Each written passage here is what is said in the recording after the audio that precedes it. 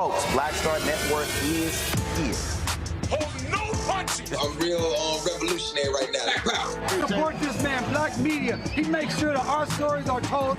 Thank you for being the voice of Black America, Roland. Stay black. I love y'all. All momentum we have now, we have to keep this going. The video looks phenomenal. See, this difference between Black Star Network and Black-owned media and something like CNN. You can't be Black-owned media and be scared. It's time to be smart. Bring your eyeballs home. You dig?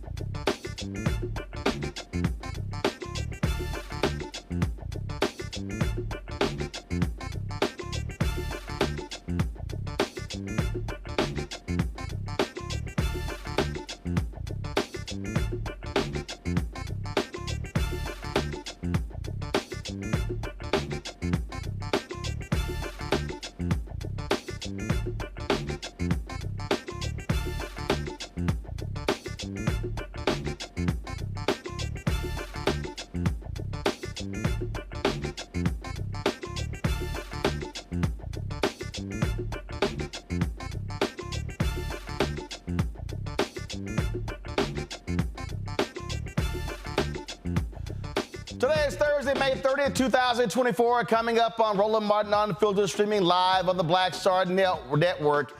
Guilty, guilty, and guilty was said 32 more times. The New York City jury finds Donald Trump guilty for falsifying business records, violating campaign finance laws. Fox News is really upset, y'all.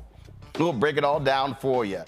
A Michigan judge is befuddled when a brother is driving during his virtual hearing for having a suspended license.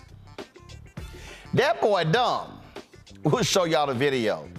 Also, in the second hour, we're going to talk about Black Voter Turnout and how that could determine Joe Biden's fate come November. It's time to bring the funk on Roland Martin Unfiltered. On the Black Star Network, let's go. He's got it. Whatever the biz, he's on it. Whatever it is, he's got the scoop, the fact, the find. And when it breaks, he's right on time and it's rolling. Best believe he's knowing. Putting it down from sports to news to politics. With entertainment just for kicks, he's rolling. It's on go, roll, roll, y'all. It's Roland Martin, yeah. Rolling with Roland now. He's funk, he's fresh, he's real, the best, you know he's Roland Martin now.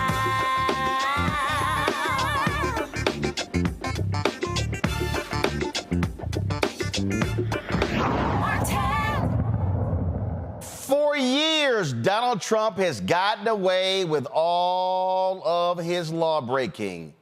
He's never been held accountable until he messed with New York State. Today, Manhattan DA Alvin Bragg there's successfully prosecuted Donald Trump on 34 counts of violating campaign finance laws.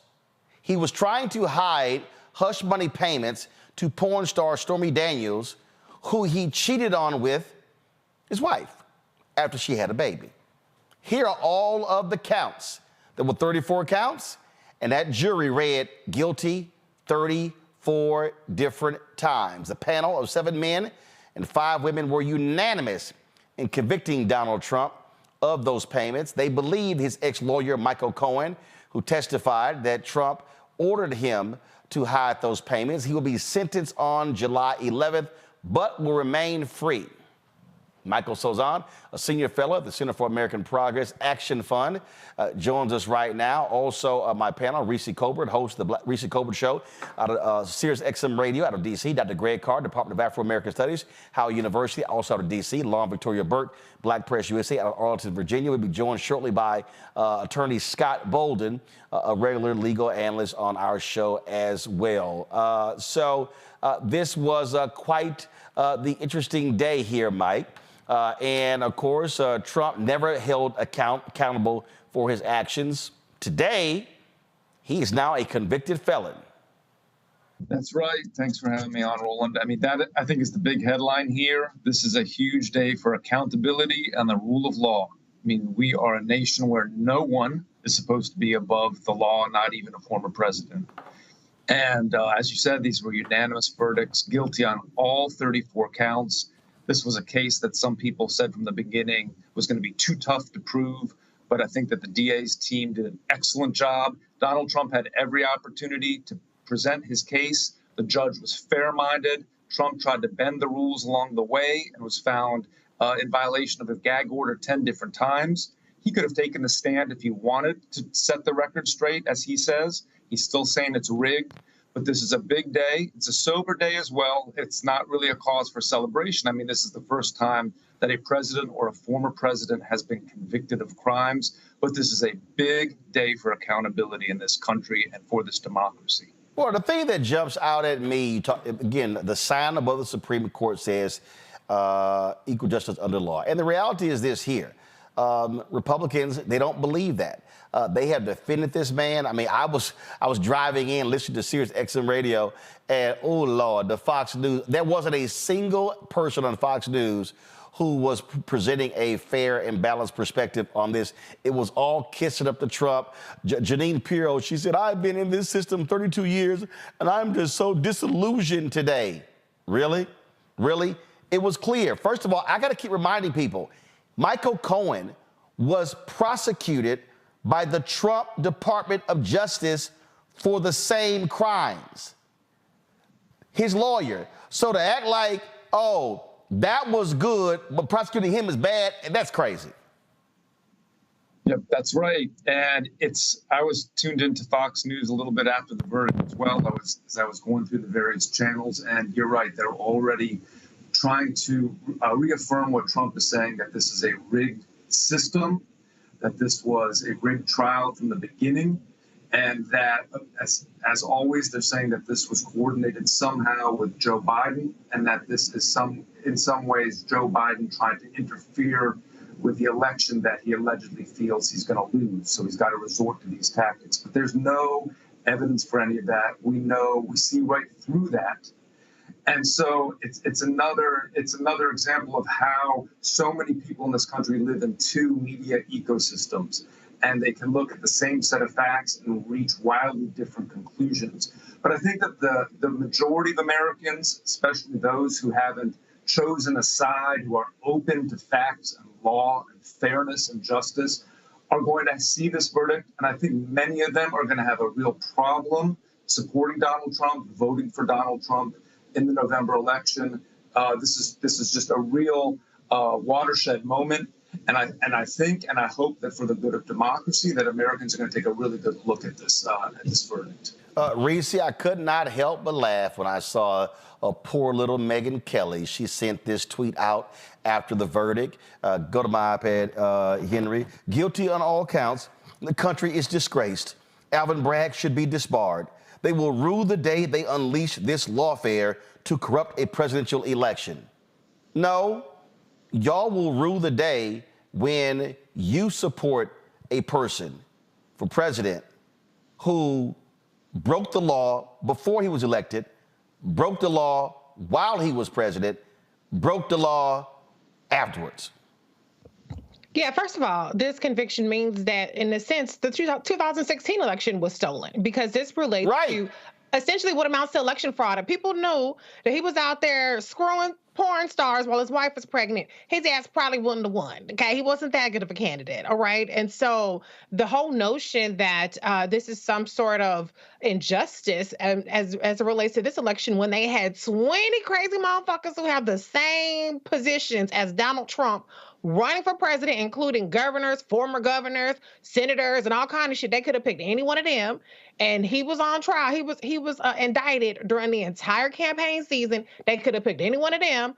This is y'all horse. Y'all chose to ride it right off into the damn sunset with his 34 now convictions. As far as the notion that we shouldn't celebrate today, hell yeah, I'm celebrating today. Are you kidding me?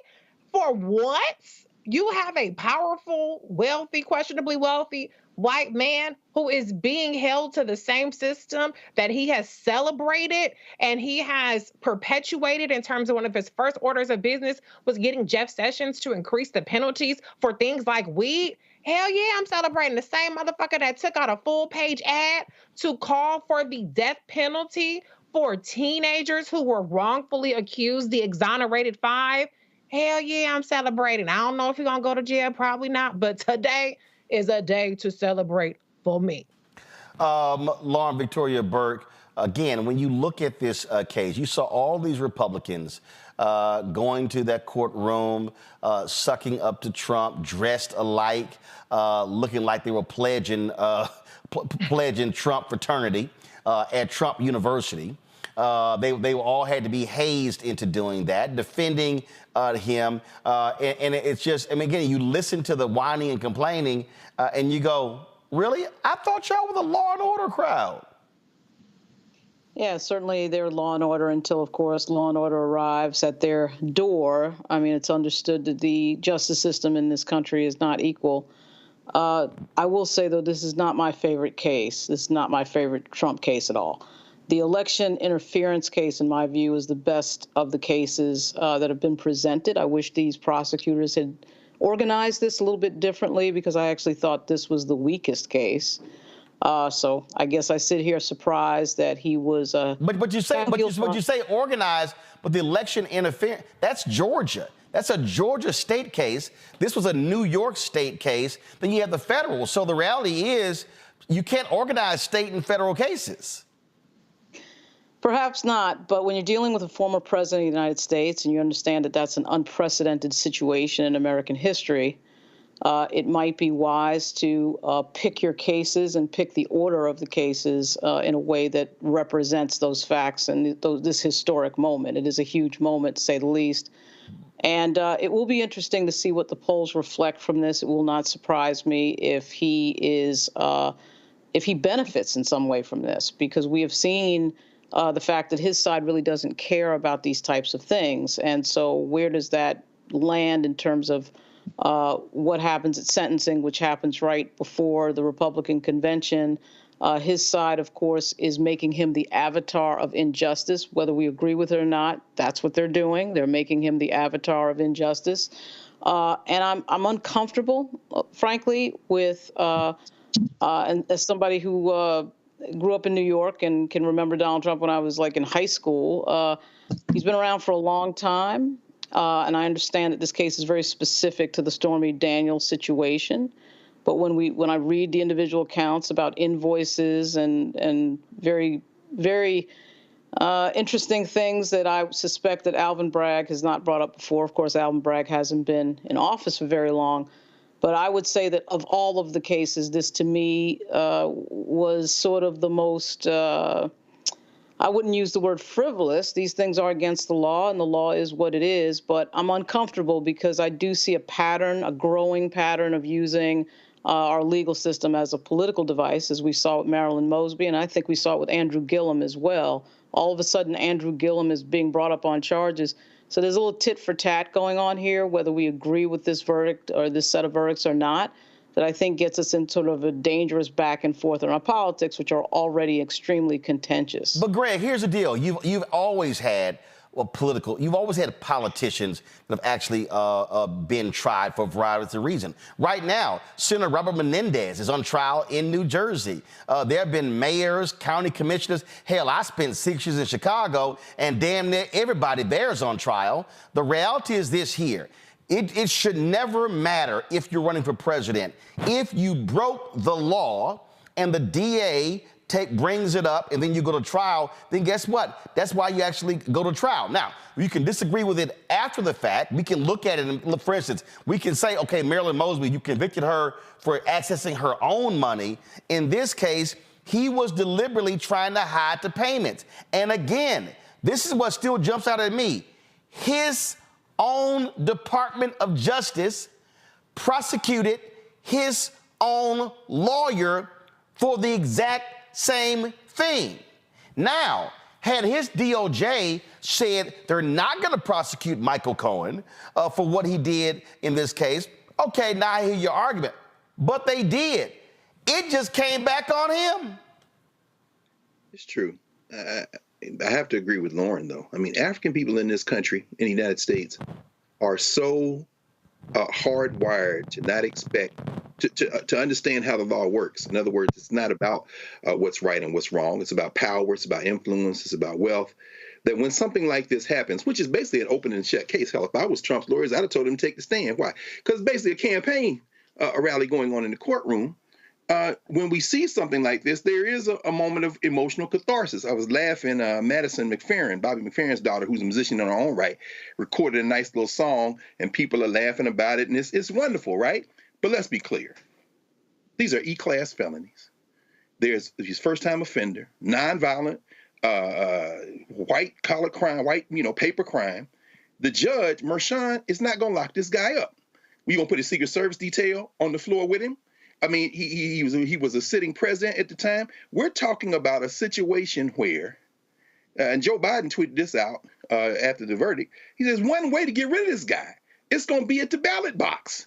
And understand, I agree with everything that's been said about these campaigns. Little Lynn Graham has tweeted out. Jim Jordan called it a travesty of justice. Steve Scalise, that white nationalist out of Louisiana, said that this is election interference. They don't care. This is a boon for him. MAGA Mike said it's a shameful day. Look, at a time when you got two sitting Supreme Court justices who don't give a damn, and the Chief Justice of the Supreme Court told Congress today, I ain't testifying, and they ain't got to recuse themselves. What is clear is there is no rule of law in this country. There's an illusion of a rule of law, and there are technicalities, and there is there's a legal framework that might or might not be imposed. Donald Trump was going to be convicted. He's guilty of sin. If I was his lawyer, I'd told him probably to go ahead, because remember, it was on this show. Remember, Roland, when you were covering what happened in Atlanta and he got booked, we all said he's going to turn that mugshot into a fundraiser, and he's making all kinds of money. Last thing I'll say is this. On a day when it looks like the African National Congress in South Africa, for the first time since elections have been held in 1994, are going to lose their majority, and they might have to make peace with what they're calling the Center Party, which is really the home of the old white nationalist party, the Democratic Alliance. Imagine this. The biggest news in the United States of America is that Donald Trump got convicted of 34 E-class felonies at a moment that it might even boost his campaign, and it didn't disqualify him for being president of the United States. We should take this moment right now and be very serious. And Joe Biden said it's true. Only we can get rid of him is at the ballot box. Here's the reality, Scott, and that is this. When you look at the job of federal prosecutors, state prosecutors, I mean, again, their job is to prosecute those who broke the law. Donald Trump, he has no bottom. So the reality is, it doesn't matter what it is. He'll campaign off of anything. He doesn't have any morals, values, principles, decency, ethics. It doesn't matter. And so I think what has often happened is, I think he actually has escaped accountability because of that. Remember, it was Senator Susan Collins of Maine who said after the first impeachment, oh, I think he's now learned his lesson. No, he didn't. And so the reality is you can't factor that into the equation. This guy doesn't care, so therefore you must hold him accountable. Damn any other thing that may happen outside of that. And the criminal justice system is about holding them accountable. So your guests, God bless them, and they're friends of mine, and the other commentators who live in this world of politics, and they have political answers, right? Okay, you can be political accountability at the ballot box, right? But if you break the law, if you have criminal intent to break the law, then the criminal justice system is built to hold you accountable for criminal conduct. And the Court of Appeals, a grand jury, prosecutors, defense, judges, Court of Appeals judges have all looked at this case and said, let it go forward. This is the criminal justice system at work, and this was a prosecutor's verdict within 12 hours. I mean, this case wasn't even close. And so I think both systems work. And Donald Trump can con America, or con the GOP and RNC, and con 45% of the voters in America, but you cannot con the criminal justice system. You cannot con those who care about democracy and care about what is righteous and moral and good, and that they don't want to reprobate essentially to be running the country, who has run the country before, right? And so this duality is part of our democracy. They're not counter to one another. And so I think both are important. And I will tell you this, Roland, lastly, anybody that thinks that Judge Marchant, who's been the subject of vicious attacks by Donald Trump, his family been attacked by Donald Trump, that he's not thinking about putting Donald Trump in jail. I don't know many people walking around with 34 felony counts, regardless of what you think about the case or the facts, who are walking around without getting any jail time. It is a real possibility. Now, watch what I say. I told you this a year ago. I told others a year ago. This is the process. Watch and see what Marchant does. It may not be soon because there are going to be appeals. They're going to stay sentencing. They're going to be filing papers for sentencing memorandums and what have you. He may not go to jail right away. He may get through the election. But incarceration on the sentencing guidelines in New York is real, it's valid, and it's a real probability with Judge Marchant. Mike, I saw you shaking your head agreeing with Scott there. Yep, I agree with what a lot of what was just said. I also, from experts that I've read and people who have worked in New York State, jail time is standard for cases like this, for convictions like this, for other defendants. It would not be out of the ordinary based on what's happened in the past many, many years. I also agree that, chances that are that Trump will likely avoid that having to actually be incarcerated through his appeal after the election, et cetera. But I also think I was agreeing that, of course, we can look at the politics of this. We can look at this through the legal system lens. But, one thing that I think is really important here, again, to emphasize is there is some degree of accountability here. And many, many Americans have been hoping for that vis-a-vis Donald Trump. He has continued to bend every law and rule and norm his way for many, many years. And Americans are getting sick and tired of that. And so this is a good day for accountability, where it shows that no one is above the law. And the other point I'll just make is that I agree that some of the other cases, the prosecutions that are ongoing, either in Georgia or the D.C. prosecution for Trump's plot to overthrow the election, or even the prosecution that's ongoing regarding Trump keeping the classified documents, those are more important in some ways. But they all go back to the central point that he continues to break the law in order to gain power and then to hold on to power. And that's been a throughput for much of his career, and certainly since he ran for president in 2016. And so today, I think, is a big day for accountability. Mike Sozan, I certainly appreciate you joining us. Thanks a lot. Going to go to a quick break. We come back. We'll continue this conversation, folks. And we'll also be talking with Randall Pinkett, who, of course, was on The Apprentice with Donald Trump. Donald Trump guilty, 34 counts in New York City. Republicans are absolutely angry today. I ain't seeing white folks this mad since OJ was found not guilty. We'll be back on Roland Martin Unfiltered on the Black Star Network. Fanbase is pioneering a new era of social media for the creator economy. This next generation social media app with over 600,000 users is raising $17 million, and now is your chance to invest. For details on how to invest, visit startengine.com/fanbase or scan the QR code. Another way we're giving you the freedom to be you without limits. On a Next, A Balanced Life with Dr. Jackie, we're talking all things mental health and how helping others can help you. We all have moments where we have struggles, and on this week's show, our guests demonstrate how helping others can also help you. Why you should never stop giving and serving others on a Next, A Balanced Life here on Black Star Network.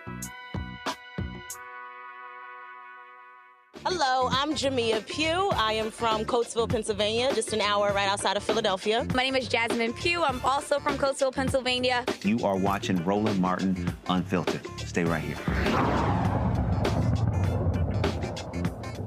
He cheated on his wife with a porn star. He cheated his business by making fraudulent payments to keep her quiet. And he cheated in the election by never disclosing those payments. Now, Trump is a convicted felon after being found guilty by a jury of his peers for falsifying business records, covering those payments up, and committing a campaign finance violation.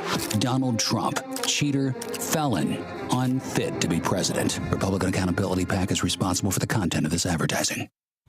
That right there, folks, was from the Republican Voters Against Trump. They have been very vocal when it comes to Donald Trump. Also, I was looking at this here, and you know it. The folks of the Lincoln Project, they don't waste any time. Watch this. Donald Trump found guilty on all 34 counts of falsifying business records in the first degree. You're a criminal, Donald. That's what the jury said. Not the deep state, not the Democrats, not the Biden administration. A jury, regular people who saw the evidence and felt sick. You're a criminal, and you did it to yourself. Nobody's ever seen anything like this. It's a shame. Your defense was weak because you're weak. They had no argument because there is no argument. You were too scared to testify because you knew Donald. You know. You're guilty. Guilty as sin. Guilty as charged. That was music to your ears, Reese. Reese, you were a little excited right there. That was some good shit. Listen, I know that I'm not the gravitas person on the panel, so I will fly that flag today. I'm going to wear that hat and I'm going to wear that cape. I am the low down in the gutter ass person on the panel, and today is one of those days where I think I come in great handy, because at the end of the day, we don't need to take cues from Republicans. Republicans will exploit anything. They'll make some shit up to exploit. So the whole idea that we're handing something to Republicans, handing something to Trump, I don't buy that. Because they don't have to be handed anything. They will do whatever it takes. There's no law they're unwilling to go in order to maintain power, maintain their grip on power. And so what the Democrats need to do is take a cue from that ad and remind people that you are facing a president. Okay, Joe Biden, oh, he tripped over a sandbag, whatever. You are facing the choice between a now 34 times convicted, and a win is a win. I don't give a damn if he was convicted of 34 traffic tickets. I'm calling his ass a felon. That's what he is. The same way if you were convicted of cashing a bad check, you a felon, or any other thing that they want to hang around your head as a scarlet letter for the rest of your life. I'm gonna hang that around his head. And so I want the Democrats. I was disgusted when Biden said he had no further comment. Are you kidding me?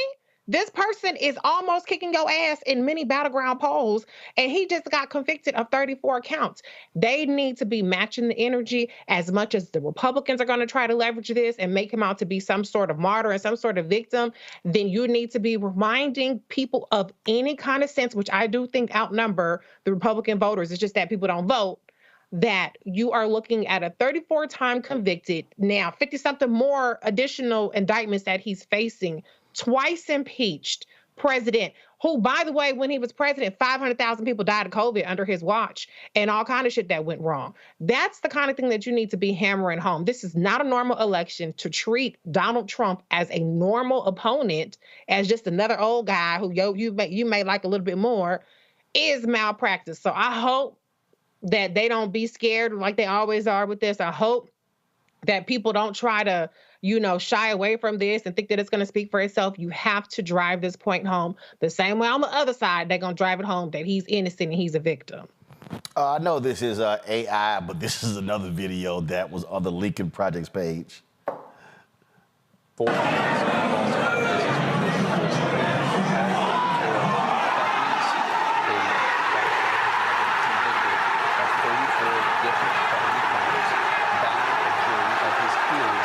See, here's the thing, and this is why I think also it's absolute karma, Lauren, because I have watched folks on the right. I have watched them just say everything. I've watched their actions. I mean, I'm looking at the pathetic Lieutenant Governor of Texas, Dan Patrick. I have watched this man. I watched them last week celebrate the release from prison via a pardon of a racist white man who killed a white Black Lives Matter protester. And they talked about and gave him his gun rights back. That's right. And they talked about, how this was important and this man stood his ground. Yet today, here's the same Dan Patrick. Here we go to my iPad. Today's guilty verdict against President Trump is an absolute travesty of our judicial system. There was no crime, and the prosecution's star witness was a convicted liar and an admitted thief. The judge was biased against President Trump throughout the entire trial. This will be reversed at some point, but the Democrats got what they wanted: to prosecute and persecute a man they know they cannot beat in November. If the justice system can do this to a former president, it can do it to anyone in America. That should frighten every American. New York and Biden have turned our country into a third world style justice system that goes after political opponents like you see in Russia or North Korea. It's a sad day for America. He is defending somebody who has said if he's elected again, he is going after his political opponents. He is defending a man who said, if I get elected, I will unleash the IRS against my political opponents, who literally argued in court that a president can have a political rival assassinated. I want them to feel all this damn pain for because, again, these people have no bottom. And if you got to get his ass by any means necessary, especially because again, the bottom line is you can't just keep letting somebody flout, and go, well, you know, look at all Democrats. I don't know how people gonna react if we go after him. Y'all don't say it to nobody black. You has break the law. It's black.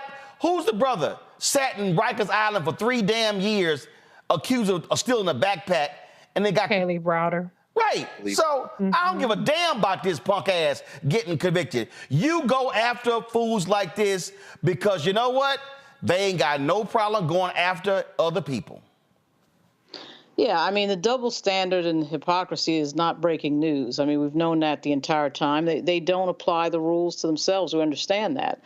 But I don't know that the real victory here is about, 34 invoices involving Michael Cohen. The real victory is what happened. They got Al Capone on tax evasion, and he murdered people. Yeah, okay. So this guy is running for president, is going to be the Republican nominee, and in 159 days, we find out where the real victory is. The real victory is who gets elected president of the United States. You damn right. 159 days. And so, if this verdict might feel good, and I'm sure it does feel good for a lot of people, and that's fine.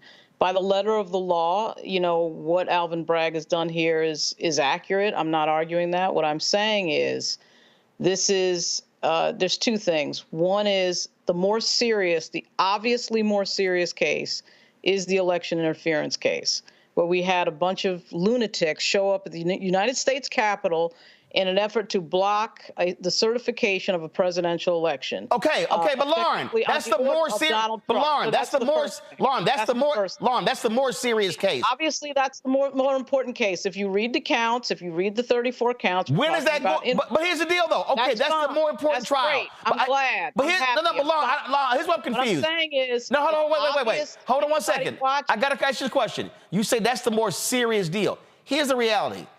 If you broke the law in multiple ways, okay, and there are multiple trials, okay, you can rank them 1, 2, 3, 4.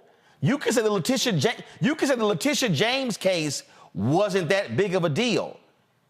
It was. So this notion that what's more serious compared to this one is irrelevant if you broke the law. That's what I just said, Roland, if you were listening. What I said was, it's great. He broke the law. The letter of the law is what it is. Alvin Bragg is correct on that. What I am saying is that these cases, when you have someone who was the president of the United States who is about to be on the ballot for a second time, who has I think, a fairly good chance of being reelected, one would think that somebody, Merrick Garland, Alvin Bragg, Tish James, whoever that might be, may want to pick the most serious case to adjudicate. They can't, Lauren. They can't. Merrick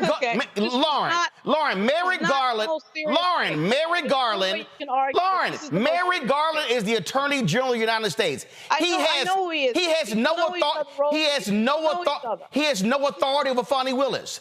Alvin Bragg has no authority over Fonnie Willis. So when you say they got we're not talking about Rollo on the street corner. We're talking about a guy that. But Lauren, when you say they got to pick, going to be on the ballot again. But that's nonsensical to say they have. Lauren, it's nonsensical to say they have to pick when they literally have no jurisdiction. Yeah, no, it's not.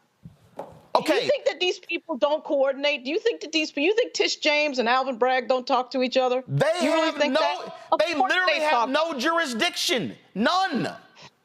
How in the hell could they pick? What role could Letitia James and Alvin Bragg have in talking to Fonnie Willis? What role? What role could she? Hold on, one second. What role could Fonnie Willis have telling Alvin Bragg, slow your case down? She has no role. I'll say it this way. This entire campaign with regard to Joe Biden, he's been running the campaign as a vote for me because the other guy is crazy. We all know the other guy is crazy. We know the other guy is immoral. We know the other guy broke the law. We all understand that. That has not worked as witnessed by what we're seeing in most of the polling. I don't think all these polls could be wrong. Maybe they could be wrong, but I doubt it. So that strategy of trying to argue that vote for me because there's something wrong with the other guy, doesn't necessarily work even at this moment where we have a 34 count conviction. Okay. Because as we know, the MAGA Republicans, as you know, Roland, very well, they don't care about morality. They don't care about the rule of law. Okay. They don't care about fairness. So what I'm saying is the real victory is in 159 days. The real answer to it, if it works, is the election, not this moment. Well, and here's the deal. That's what I'm. But here's the deal for me, Greg, how I look at this here. You can look at these things in a very individual way. And that is this here. Yes, you can say the election is the ultimate. You know what? There are people who actually said that with the first impeachment. There are people who said that with the second impeachment. In fact, Republicans, Mitch McConnell voted against convicting him because he said, oh, he's been impeached the second time. No need to convict. We'll never hear from him again. Mm-hmm. How did that work out? So the bottom line is this here. For me, whether it's Letitia James' trial, whether it's Alvin Bragg's case, whether it's Fonnie Willis's case, whether it's Jack Smith's case, you just mow his ass down case by case by case by case. Absolutely. The Democrats are not going to do that. I want to echo what you said, Reed. They are going to pretend as if they live in a society where the rule of law wins out and there are rules. They continue to act stupidly. Let's be very clear about this, and let's be crystal clear. Let's start with the last one you mentioned, Roland, the special prosecutor case here in the district. When did Biden and Harris take office? That was January 2021, correct? Right. Jack Smith was appointed by Merrick Garland in November of 2021. No, I'm sorry. November 2022. Let's be very clear about this. Okay, can we just be very clear about this? The special prosecutor was appointed a year and a half, almost 2 years after Biden got in office. They want to play like there's a rule of law. Trump was indicted in August 2023 on those 4 counts that the special counsel here in the district under the sister, Judge Churkin in D.C. And she set a trial date on the 4th of March. Well, she had to vacate that date because she wanted the immunity claim, Trump's immunity claim, to be resolved. And that has been, the Supreme Court refused to expedite that hearing, sent it down to the D.C. Circuit. The D.C. Circuit upheld Judge Churkin's ruling. And now the Supreme Court says they want to hear it. They heard the orals, and sometime next month, which is after Saturday, starts June the 1st, we're going to hear United States versus Trump. Bet your money that they're going to figure out a way not to make the ruling or make the most narrow possible ruling and send it back down. Of course. Delay has been the thing. Now that's on the legal side. But again, the political side is what we're talking about. Whether they coordinate on the Democratic side or not, the attorneys general in New York or Georgia or the federal government, of course, the greatest beneficiary of affirmative action in American history, Merrick Garland, drug his feet, is on one side. On the other side, you can guarantee who is coordinating. The white nationalists in this country, DELAY. That 5-letter word has been driving this whole thing. If they can get it to November, voter turnout suppression, voter suppression, all type of, their base is today figuring out ways to gin this thing up. And finally, the only way that the Democrats are going to combat that is to, as you said, Reese, take a page from the Lincoln Project. One second. I got Alvin Bragg right now is having his news conference live in New York City. Yes. Good evening. First and foremost, I want to thank the jury for its service. Jurors perform a fundamental civic duty. Their service is literally the cornerstone of our judicial system. We should all be thankful for the careful attention that this jury paid to the evidence and the law and their time and commitment over these past several weeks. 12 everyday New Yorkers and, of course, our alternates heard testimony from 22 witnesses, including former and current employees of the defendant, media executives, book publishers, custodians of records, and others. They reviewed call logs, text messages, and emails. They heard recordings. They saw checks and invoices, bank statements, and calendar appointments. This type of white-collar prosecution is core to what we do at the Manhattan District Attorney's Office. In the 1930s, District Attorney Thomas Dewey ushered in the era of the modern, independent professional prosecutor. For now nearly 90 years, dedicated professionals in this office have built upon that fine tradition.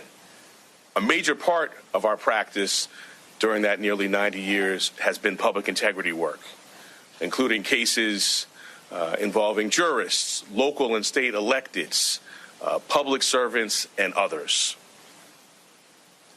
I want to thank this phenomenal prosecution team, embodying the finest traditions of this office: professionalism, integrity, dedication, and service. They are model public servants, and I am proud and humbled to serve side by side with them. The 12 everyday jurors vowed to make a decision based on the evidence and the law, and the evidence and the law alone. Their deliberations led them to a unanimous conclusion, beyond a reasonable doubt, that the defendant, Donald J. Trump, is guilty of 34 counts of falsifying business records in the first degree to conceal a scheme to corrupt the 2016 election. And while this defendant may be unlike any other in American history, we arrived at this trial and ultimately today at this verdict in the same manner as every other case that comes through the courtroom doors, by following the facts and the law, and doing so without fear or favor. I want to conclude by expressing deep gratitude to the NYPD and the officers of the Office of Court Administration for securing the courthouse, all of our safety, making sure that the courthouse and all of the other matters that are important in their own right continued seamlessly. They will continue to be and have always been incredible partners. Thank you.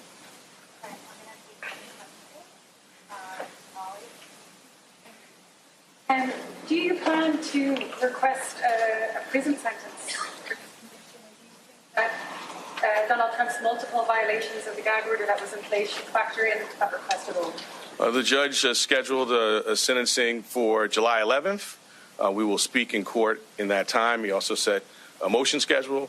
We will speak in our court filings as we've done throughout this proceeding. Donald Trump has repeatedly targeted you personally and members of your prosecution team. Do you have a response to the former president after this trial is concluded? I do not. In February, you decided not to bring a case against Donald Trump. You criticized that. You criticized when you indicted him in March 2023. You criticized when people really started to understand that case. How do you think of all that now, seeing the results of that? Can you kind of put that in context with your personal history? I did my job. Our job is to follow the facts and the law without fear or favor. And that's exactly what we did here. And what I feel is just gratitude to work alongside phenomenal public servants who do that each and every day in matters that you all write about and make the press, and in lots of matters that you don't. I did my job. We did our job. Many voices out there. The only voice that matters is the voice of the jury, and the jury has spoken. Could I ask Mr. Steinglass, many people said the prosecution was masterful and flawless. Just want to know how you feel at this moment. Sorry. I'll let you, How do you feel? Mr. Steinglass, I think some of you probably saw him speak for a little bit the other day. So he's done his job, as has this team. And he just told me, tell him how I feel. I think you said that. I will just say enormous gratitude. You know, our system, I talked about the jurors at the beginning of my remarks. We have a phenomenal system. 12 everyday New Yorkers They listen to the judge's directions. They follow the evidence. You saw them in court every day. They were careful and attentive. And so I feel deep gratitude to work alongside them, to be a part of this system. And I just want to echo that this is what we're doing every single day. I mean, during this trial, just this week, right, a ghost gun indictment, Grimaldi's wage theft plea resolution, sex crimes, convictions, all sorts of work that's being done by phenomenal public servants. So we're before you today on this obviously consequential matter, but this is what we do every day. We follow the facts and the law without fear or favor. If a jail sentence is in the cards, it is likely that Trump and his attorneys would seek a stay on enforcement of that sentence pending appeal. If that were the scenario, would your office object to staying the sentence? I'm going to let our words in court speak for themselves when we get to the sentencing matter. I'm not going to address hypotheticals. They raise arguments, we'll respond. And I think your question really underscores an important point. This is an active, ongoing matter, right? We have other phases of this going ahead. We will continue to do our speaking about this matter, about issues like that in court. All right, last one. From day one, kind of the viability of this case has been questioned in all sorts of media outlets, all over the place, including from the defendant himself. Can you respond to any of that, how you feel now that you've gotten the conviction? So my response, again, is I did my job. And I think particularly I talked about the history of the office. My personal history, I started as a prosecutor in 2003 in the Public Integrity Unit in the New York State Attorney General's office. I served also in the Public Integrity Unit in the Southern District of New York. These are kind of cases I've done personally, and it's a hallmark of the tradition of this office that I'm proud to lead. And I don't want to go into the whole body of litigation, but we now have a federal court decision ruling on the legal theories. We had a state court decision on the omnibus motions. But most importantly, today we have the most important voice of all, and that's the voice of the jurors. They have spoken. Donald J. Trump has been convicted of 34 counts of falsifying business records. Thank you. District Attorney, your office has been investigating this case since 2018. Are you concerned about retribution if Trump is elected president? You went to the Supreme Court twice. That was Manhattan DA Alvin Bragg addressing the media after his office successfully prosecuted Donald Trump, 34 counts found guilty.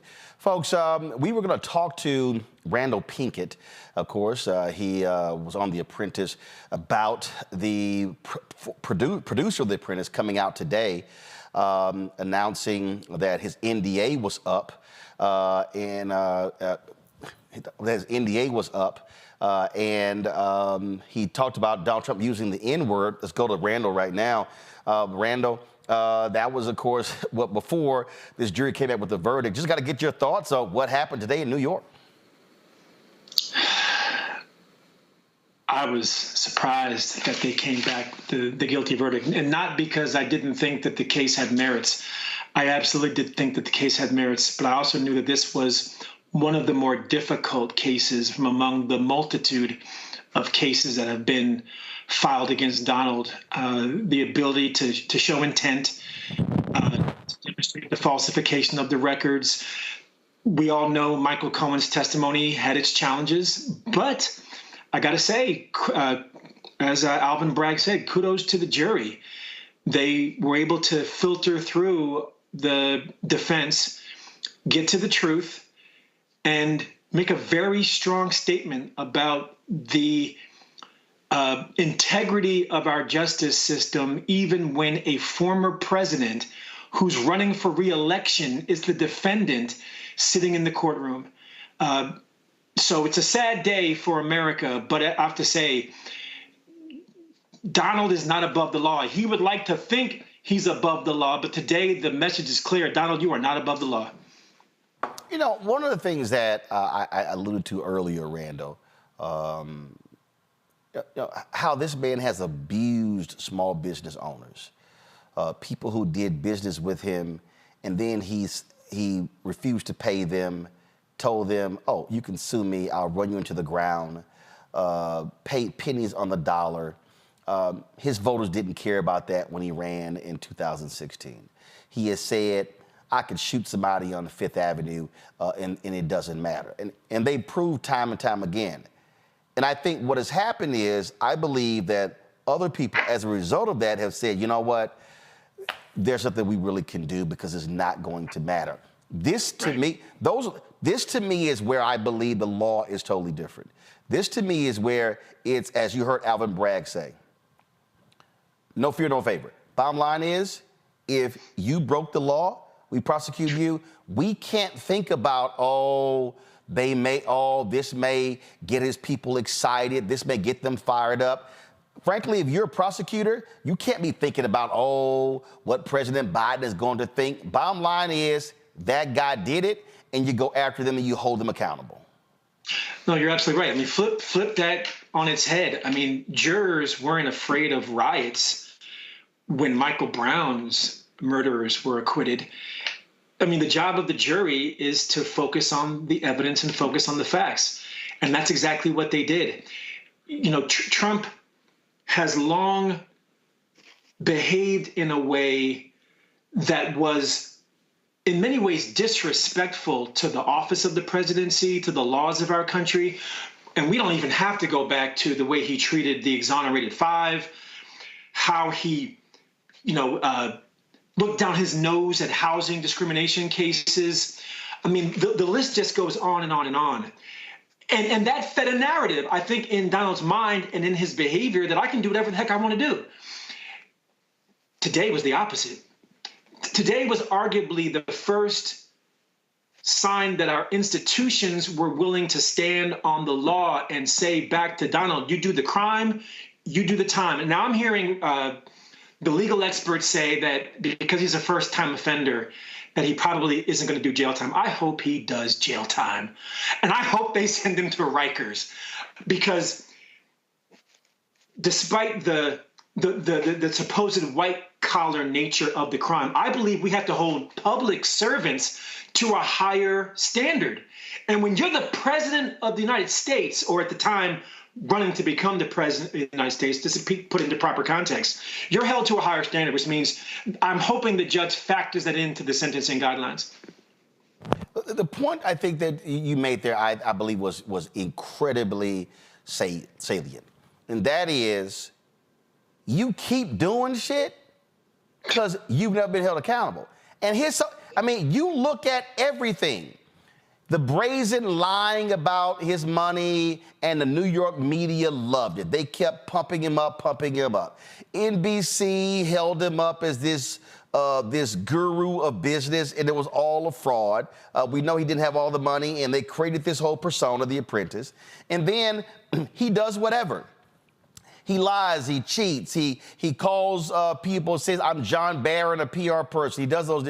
He doesn't pay people when it comes to contracts. And then, okay, fine, run a fraudulent foundation, charity, buys his own paintings, he does all these things. Just lies about, I won 29, 30 club championships, and just put his name up there to feed his ego. That's what all this is. For Donald Trump to have to sit in the courtroom, had to look at 12 people who, frankly, he disdained. Tell it. He had to sit there and hear them say, guilty. Yeah. Guilty. Guilty. And 31 more times, and he has to get his ass back on that plane and fly down to Mar-a-Lago. And whether he likes it or not, he now has to accept, everywhere he goes, convicted felon. This is not the same as paying a fine. Right. And that is probably, that kills an ego like that. It destroys it. Just think about the way he behaved after the E. Jean Carroll verdict. We forget. That was a civil case, but nevertheless, a verdict was rendered. And when they told him to keep his mouth shut, what did he do? He opened his mouth. And what did the judge do? The judge hauled him back into court. First of all, credit to E. Jean Carroll for filing a countersuit for slander. hauled him back into court and said, we're going to levy a significant fine, and I'm going to tell you again to keep your mouth shut. But you know what happened, Roland? He kept his mouth shut the second time because the fine was significant. So this brazen, I call it privilege on steroids, and this surreal world that Donald has created around himself, which I was privy to having worked for him, is now beginning to unravel because reality is biting him in the butt, no pun intended, from reality TV. That if you keep this type of behavior on for too long, eventually it's going to catch up with you. And I think about folks who went into his administration, like Omarosa. I think about Paul Manafort. I think about Flynn. Folks who thought they could go into his orbit and escape unscathed. They started going down like dominoes. You had to think that at some point the dominoes were going to catch Donald. Today was that day. Well, and on that point, Rad, that's why I always say you got to go ahead and take your shot, because he doesn't have a bottom. This notion that, he's only going to go so far. No, there is no bottom. What happened on January 6th, the fact that they were pleading with him to call, and he sat there in the White House and watched TV, and I'm not calling a damn, he loved it. That man has no bottom. So you got to deal with him. You got to hit him with everything in every possible way to just sit. And guess what? I personally believe, let's be clear, Biden beat him. The bottom line is this here. He can raise some money off of this. There is going to be a political cost.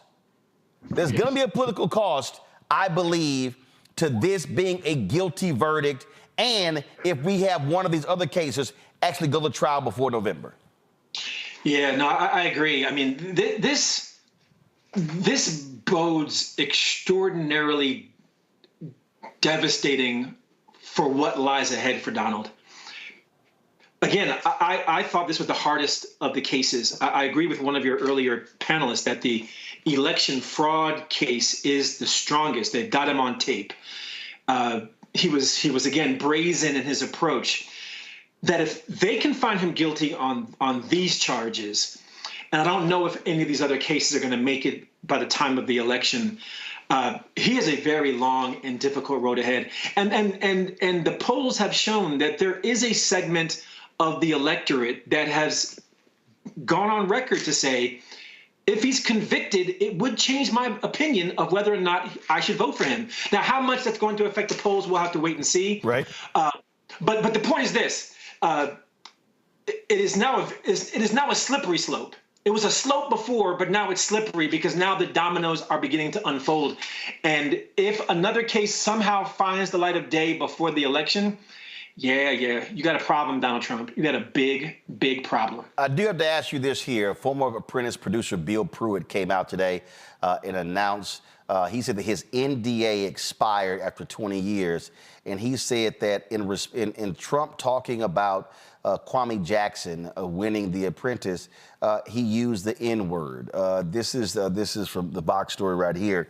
Of course, this was talked about beforehand, but here you have a producer who's on record saying, I heard it and it's on tape. Then you also, guys, let me know if y'all have that video. Then you have this leaked audio that came out of staffers, various staffers of the Trump campaign. I think it was Katrina Pearson. We don't have it? All right, it was Katrina Pearson, it was Omarosa, and Lynn Wyatt, I believe. They were talking, and they were talking about how to handle this video coming out, and one of them said, "Look, he said it." This here is this was put out by the Biden-Harris campaign. Watch this. I'm trying to find out at least what context it was used in to help us maybe try to figure out a way to spin it. I said, well, sir, can you think of any time that this might have happened? And he said no. Well, that's not true. He goes, how do you think I should handle it? And I told him exactly what you just said, Marissa, which is, well, it depends on what scenario you're talking about. And he said, well, why don't you just go ahead and put it to bed? I don't know what the scandal is. He said it. I'm trying to find out at least. Here you have Katrina Pearson, who just won a Republican nomination for a state house seat in Texas, who said, he said it. He's embarrassed. Your thoughts on what Bill Pruitt is released today? I'm not surprised. Not at all surprised. I mean, this has been rumored for years now, and I've had direct conversations with other apprentice producers who maybe 6-7 years ago called me up to say, hey, I just want to give you a heads up. He's on tape. And if this thing leaks, people are going to be coming to you to give comments. So this is not. So hold on 1 second. So other apprentice producers other than Bill Pruitt called you in the past to tell you that Donald Trump was on tape using the N-word.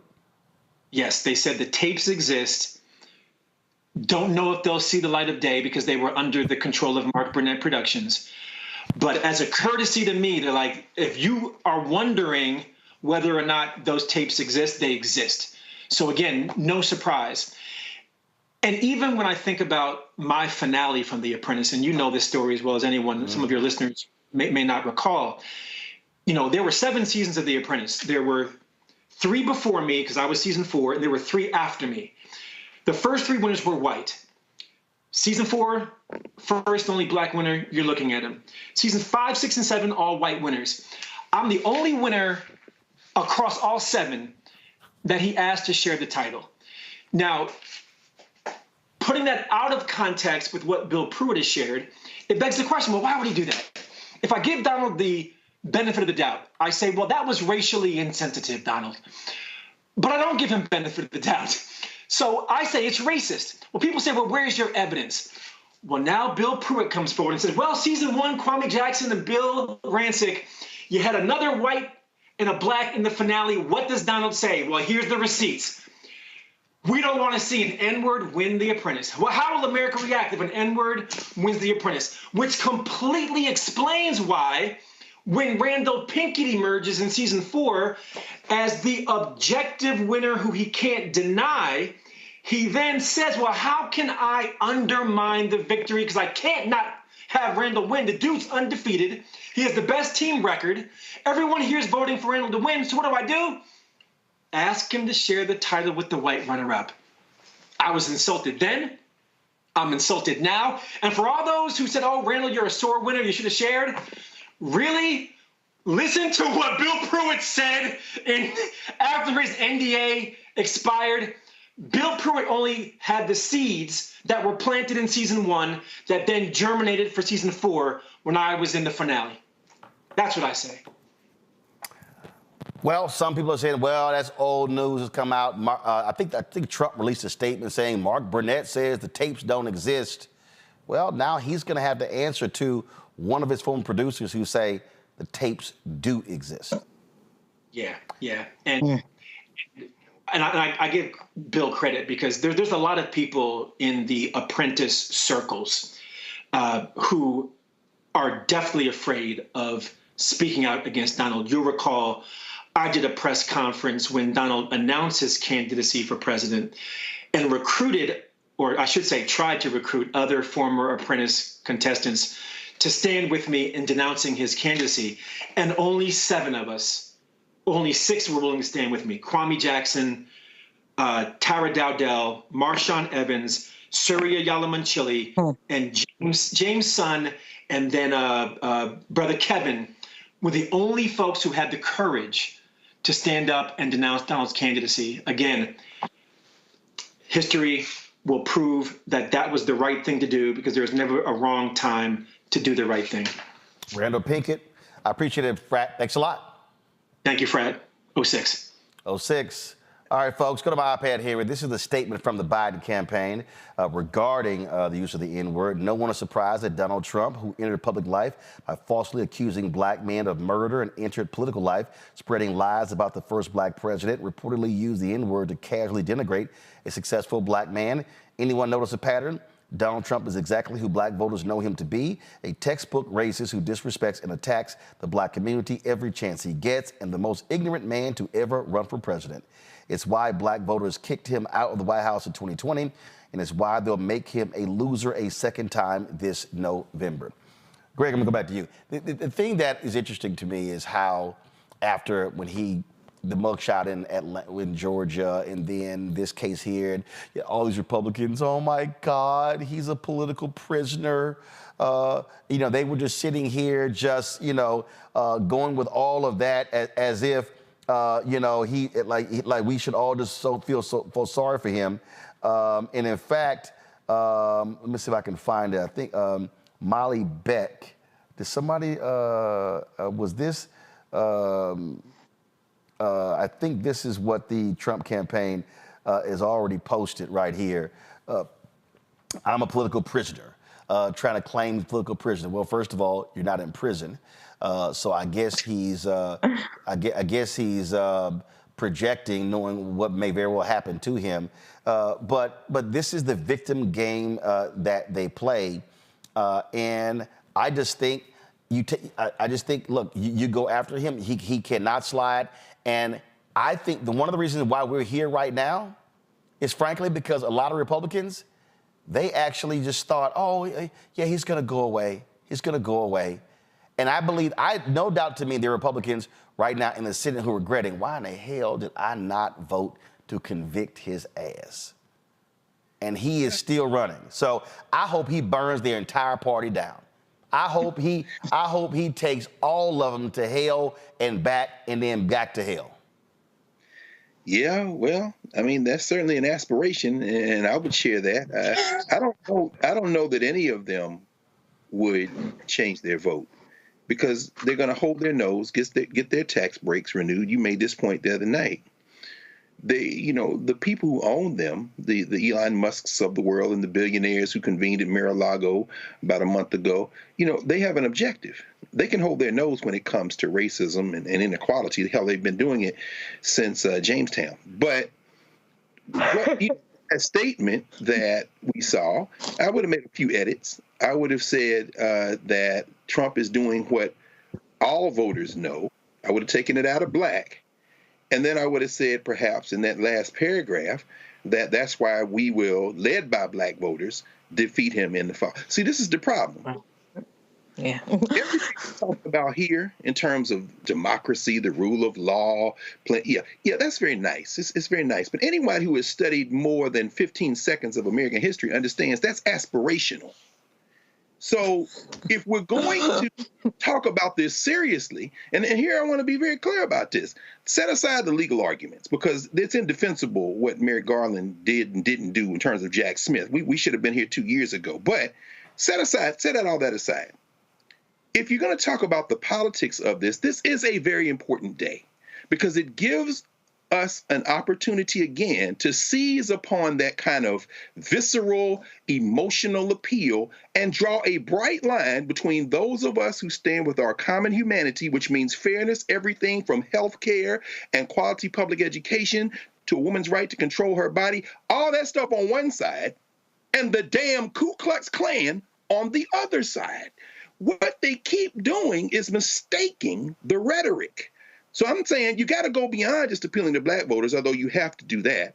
You got to go beyond just appealing to Hispanic voters and targeting, micro-targeting. No, if you want to seize this moment, take it as an opportunity to say, we all stand for decency. And these nuts, including the billionaire-owned people in the Senate, including MAGA Mike Johnson, including the fascists in Texas and Louisiana that are saying now that if you got an abortion pill in Louisiana, it's a controlled substance, and we're going to pardon people who kill white people standing with black people in Texas, you got to say they are all on one side. They do not believe in what we believe. There is no we in this country, and until we don't get that through our heads, this man going to win again. And when he wins in the fall, What did Martin Luther King say? Everything Hitler did in Nazi Germany was legal.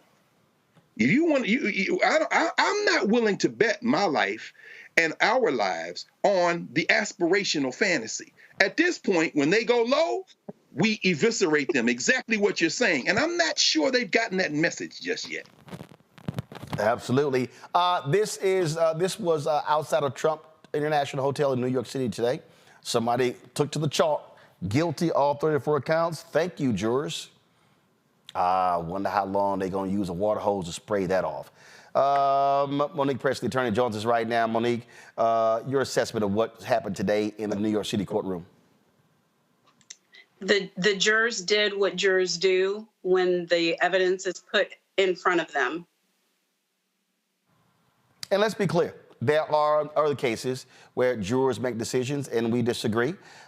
Disagreeing is not a problem. And a lot of people, you have these different legal analysts who are saying, oh, the prosecution, they made some serious mistakes. I don't know. The jury couldn't understand it. Somebody actually posted something, and I got to find it again, where one of the jurors was, here it is, Ryan Sylvie posted this. He said, juror number 2 said they got most of their news information from Donald Trump's Truth Social, and even that person voted to convict. That's right. That's right. And that is exactly why I said what I said, Roland. And I think that what happened today, and I've said it any number of times, I still have a good deal of faith in juries and in their ability to come to right decisions based on the evidence presented. Many times when we disagree with something that a jury does, it has more to do with the failings either of the prosecution in a criminal case to put forward the evidence necessary for a conviction, or a defense to be able to rebut that evidence, or in a civil setting for the right amount of evidence to actually get before the jury, and judges have a lot to do with that. But when you get peers sitting there and listening to the evidence, as you're saying now, even ones who like you, even ones who may have voted for you, will listen to the evidence and be like, come on, mans, come on. No, we know you did it. You know you did it. Everybody knows the same thing at this point, and they take that particular position of sitting there and making that decision very seriously. So my first thing is, as the chalk writer said, thank you, jurors, for taking your civic duty seriously. My second thing is progressive prosecutors matter.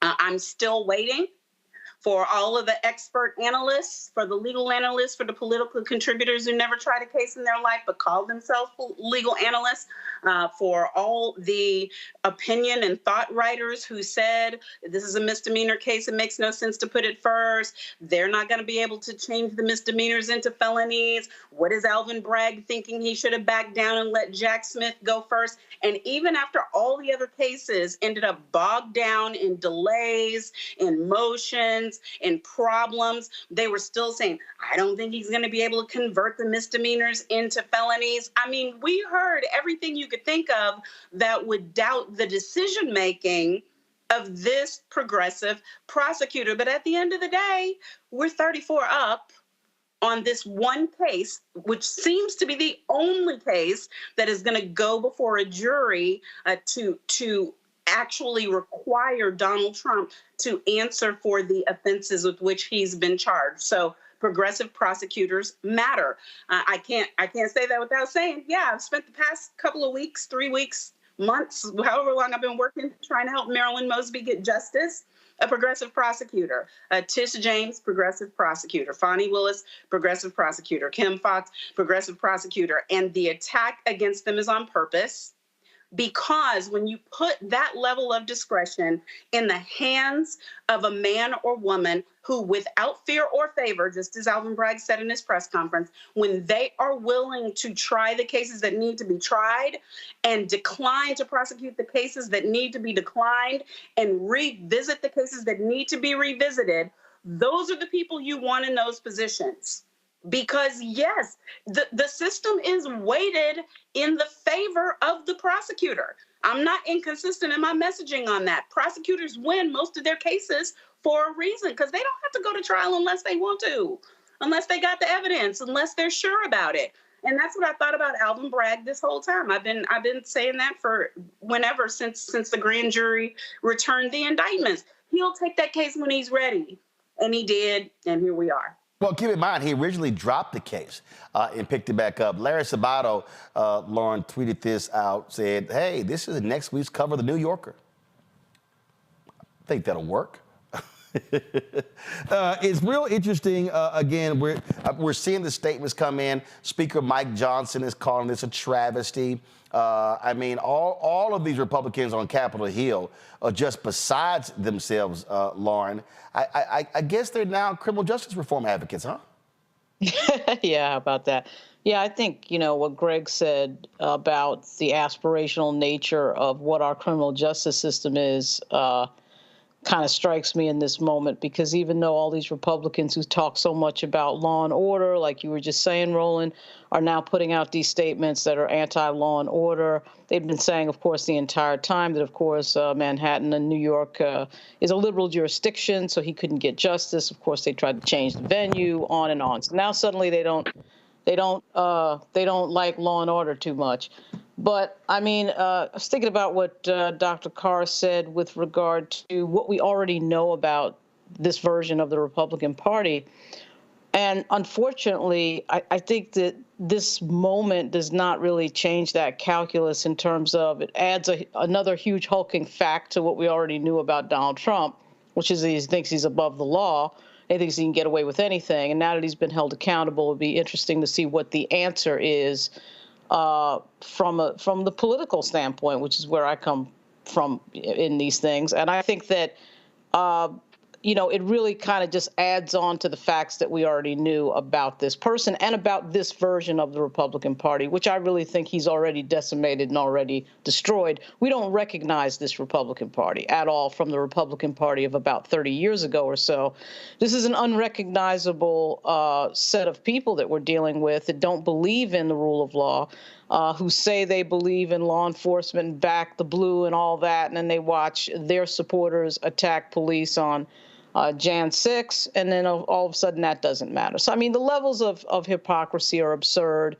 The party has become absurd, and this person is the leader of their party. And in a strange and weird way, the fact that this has now happened kind of makes him, again, the perfect avatar of what they define as injustice, though we may, of course, strongly disagree with it, what they define as injustice.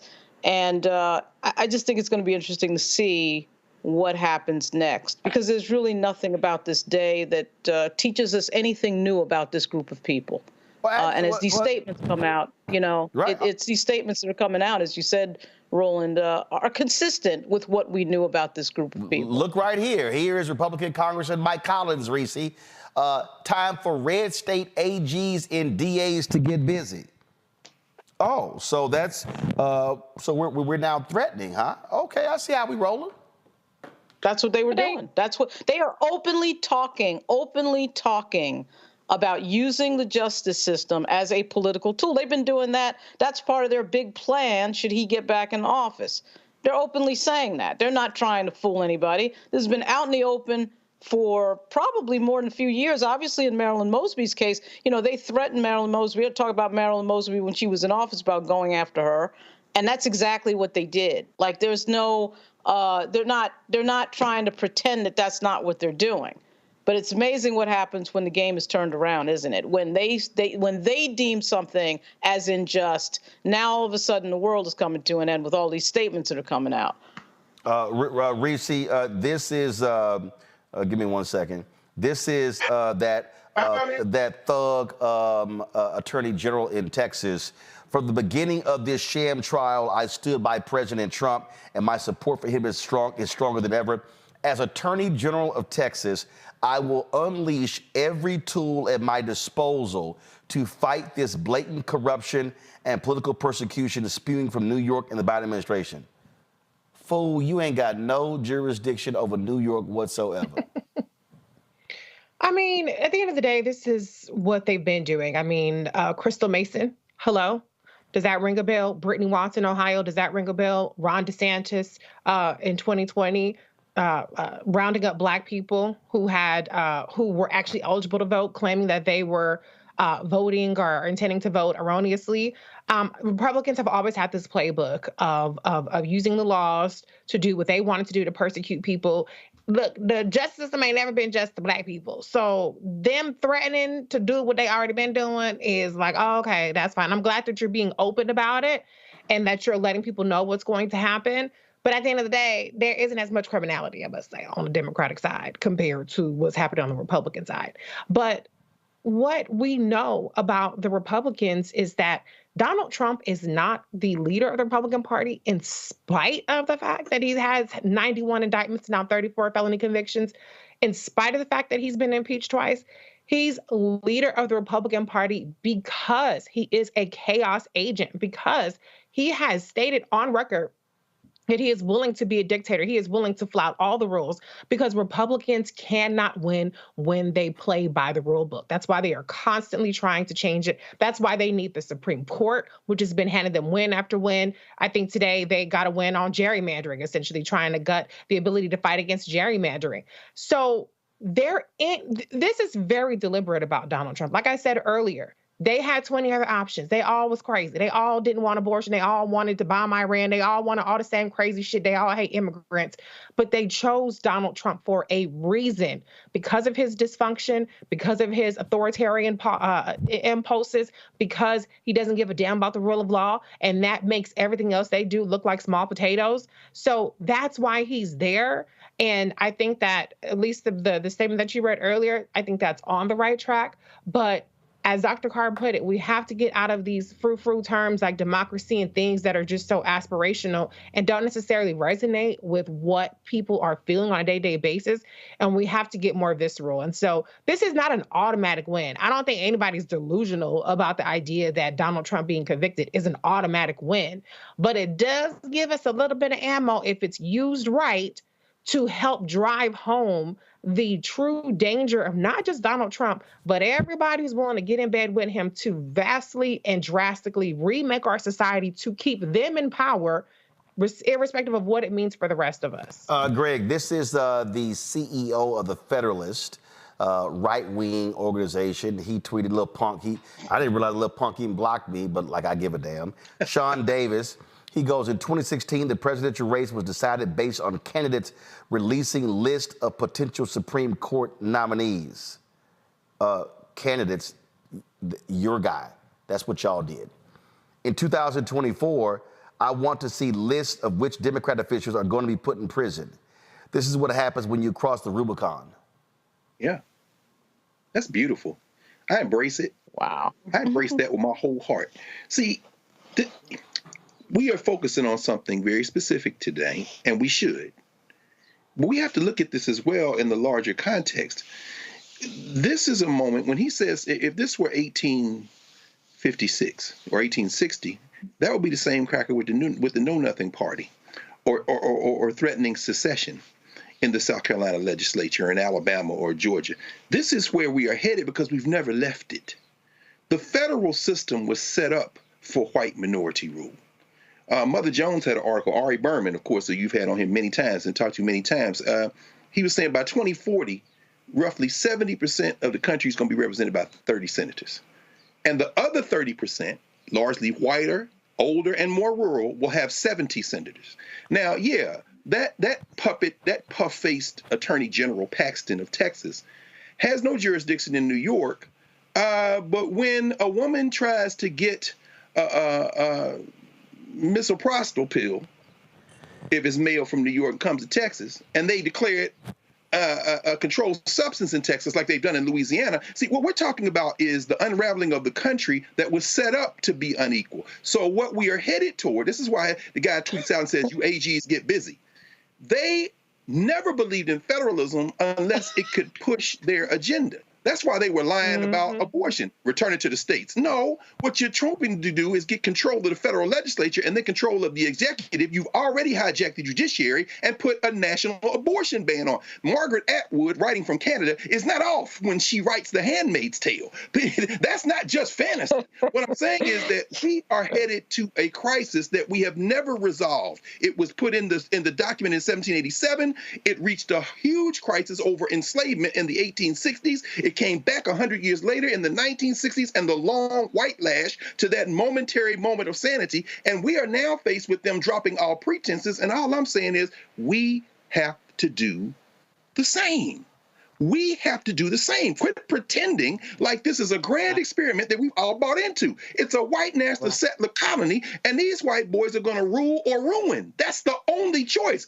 And on the other side, it ain't just black people. It ain't just brown people. It ain't just white people. It's anybody who believes in decency. And this is a moment with this conviction that we can make that point again and roll over these white boys because they've dropped all pretense. If you're a woman in this country, you're insane if you're voting for the Republican Party. The Democrats need to say that. They need to stop playing with these people like you can't build a bridge to them. Anyway, I'm going to stop there. I mean, we need to seize this moment is all I'm saying. Take this conviction and use it as the wick to set the explosion to blow up this white supremacist foolishness before they set the wick as they did in the 1860s and in the 1970s, 80s, 90s, 2000s, 10s, and 20, including storming the Capitol. And if Trump gets back in, they're all pardoned, calling them hostages, calling them. We got to understand where we are. That's all I'm saying. And Monique, you're right. And Monique, Monique, of course, this day wouldn't be complete without Paula White weighing in. Pastor Paula White, she tweeted, "Today is a sad day for all Americans as we watched firsthand the judicial system weaponized to go after President Trump for political gain. We, the people, will stand up against this in November. May God bless you, my longtime friend, President Trump. And may God bless all of us who stand for righteousness. I stand with President Trump 2024. Hashtag verdict, hashtag Trump, hashtag prayer, hashtag pray, hashtag faith, hashtag hope, hashtag president, hashtag America, hashtag you out your damn mind, Paula White." And look at her. We don't know where her second hand is, but Monique, go ahead. Your thoughts. Hashtag irrelevant is what she is, and I don't care. You can't pay me to care. I agree with everything that Dr. Carr said and everything that this moment means if it is utilized properly. One of the ways that I am hoping, rather than being concerned at all with the lost ones and anybody in the GOP who is still supporting this man with everything that they know about this man and not being honest about why they support, because there are two things going on. There are some that are lost. They're voting against their own interests. They're voting against their family's interests. They're voting against their own womb. They are into this man because hate is the thing that they want to taste. It's their drink of choice. And so they're supporting the one that can put that forward the best and speak for them in ways that they can't speak for themselves. Then there are these others who really are just concerned about their businesses and concerned about their taxes and concerned about their tax write-offs and concerned about what's going to put forward the best thing for them. And then there are a discrete number that are concerned about being anti-abortion and getting their fundamental religious type policies put forward, and they don't care. He can be nasty, he can be ugly, he can be racist, he can be indecent. I hear you, Dr. Carr, and they would still vote for him because of that. I just want y'all to be honest about why you're doing it, because if you're honest about why you're doing it, then you could end up with a better choice.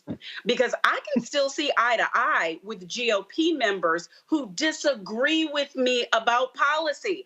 I cannot see eye to eye with GOP members who defend racism and misogyny when really what's behind it is they support the policies. Just say who you are and what you are, and then I know you're not crazy like him and like them. So I think we have to get everybody at least into their proper groups. But all the while, what I am saying to Black and brown, and as Dr. Carr said, women folk, in any folk other than white male folk with means, You need to understand that what this jury did today with their voices, you can do with yours.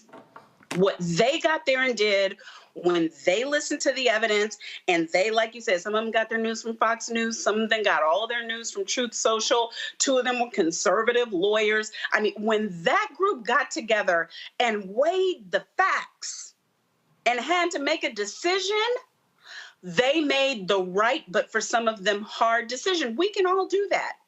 We can all do that very same thing. So I want this verdict to empower people who are on the fence thinking, there's no way they're going to convict that white man. There's no way any jury is going to rule against him. The system is stacked in his favor. No, it's not. No, it's not.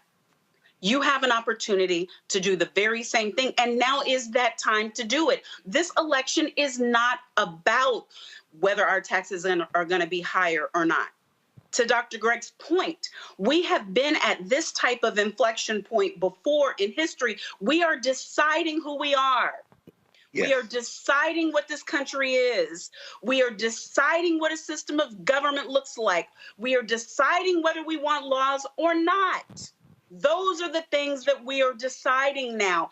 And everybody don't have to agree. I don't care what those Republicans who are supporting Trump says about that. Okay, let them be lost.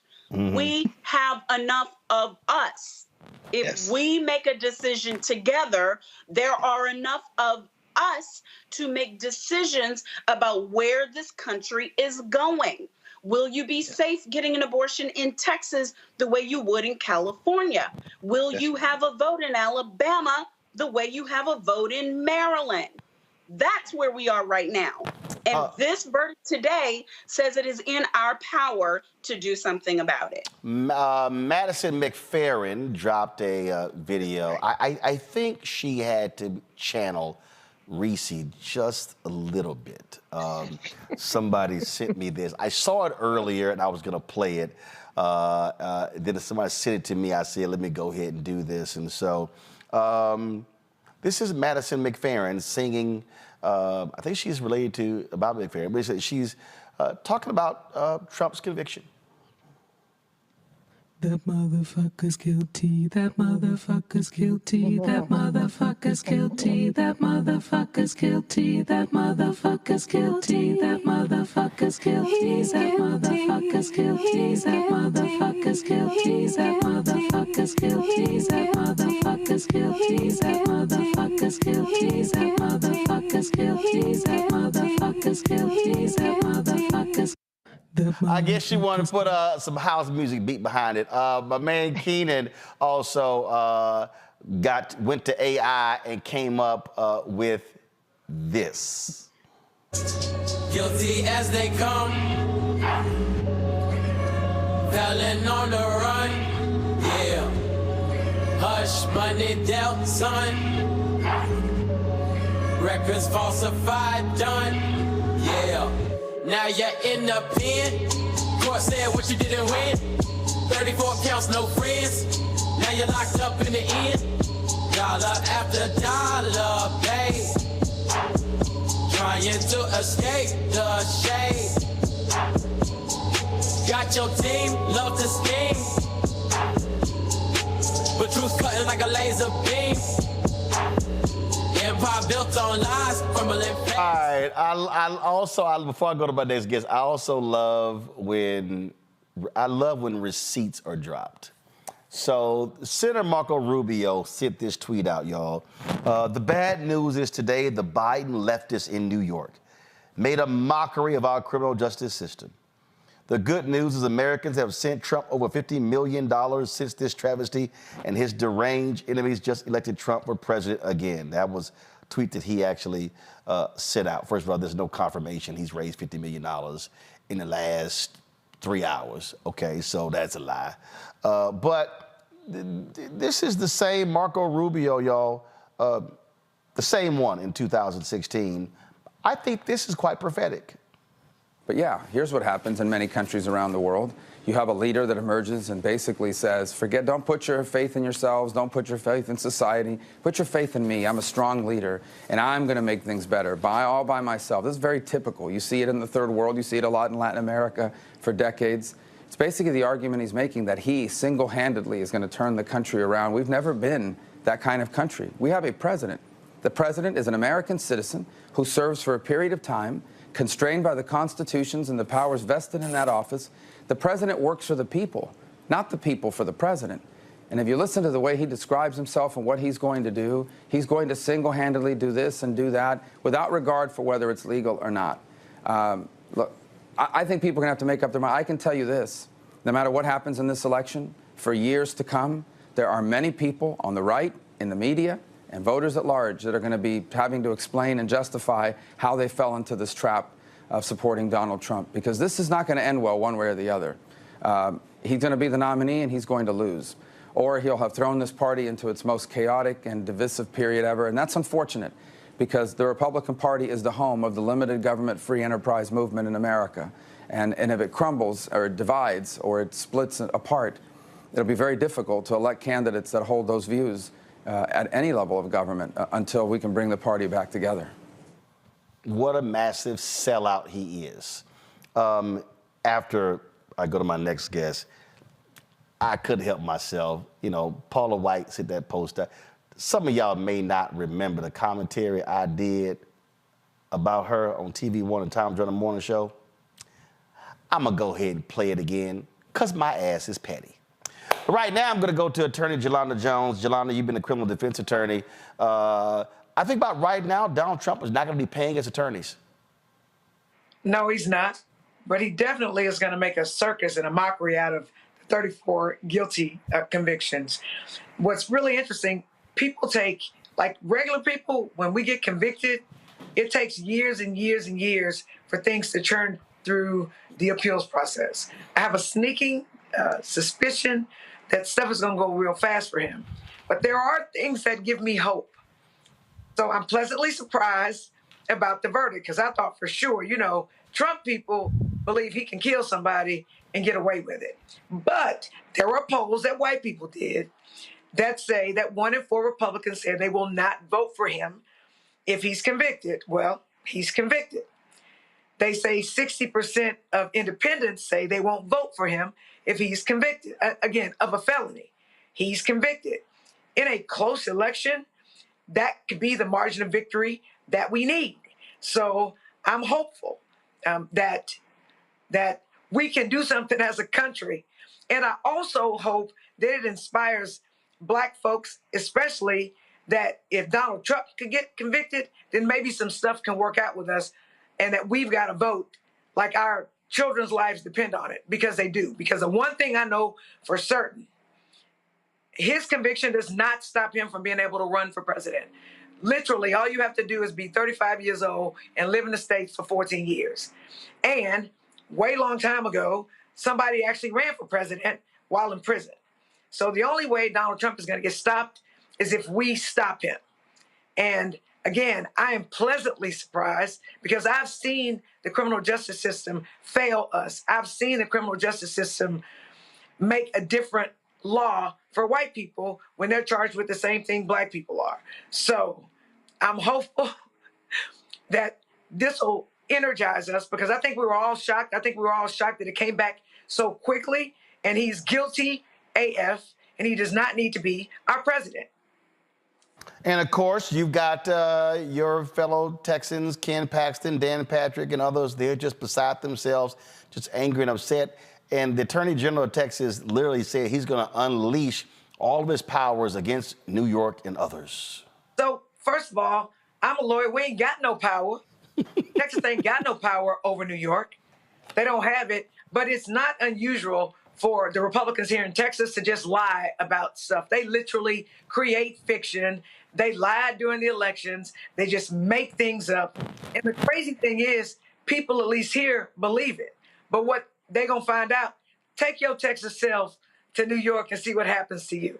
So the evidence against Trump was strong.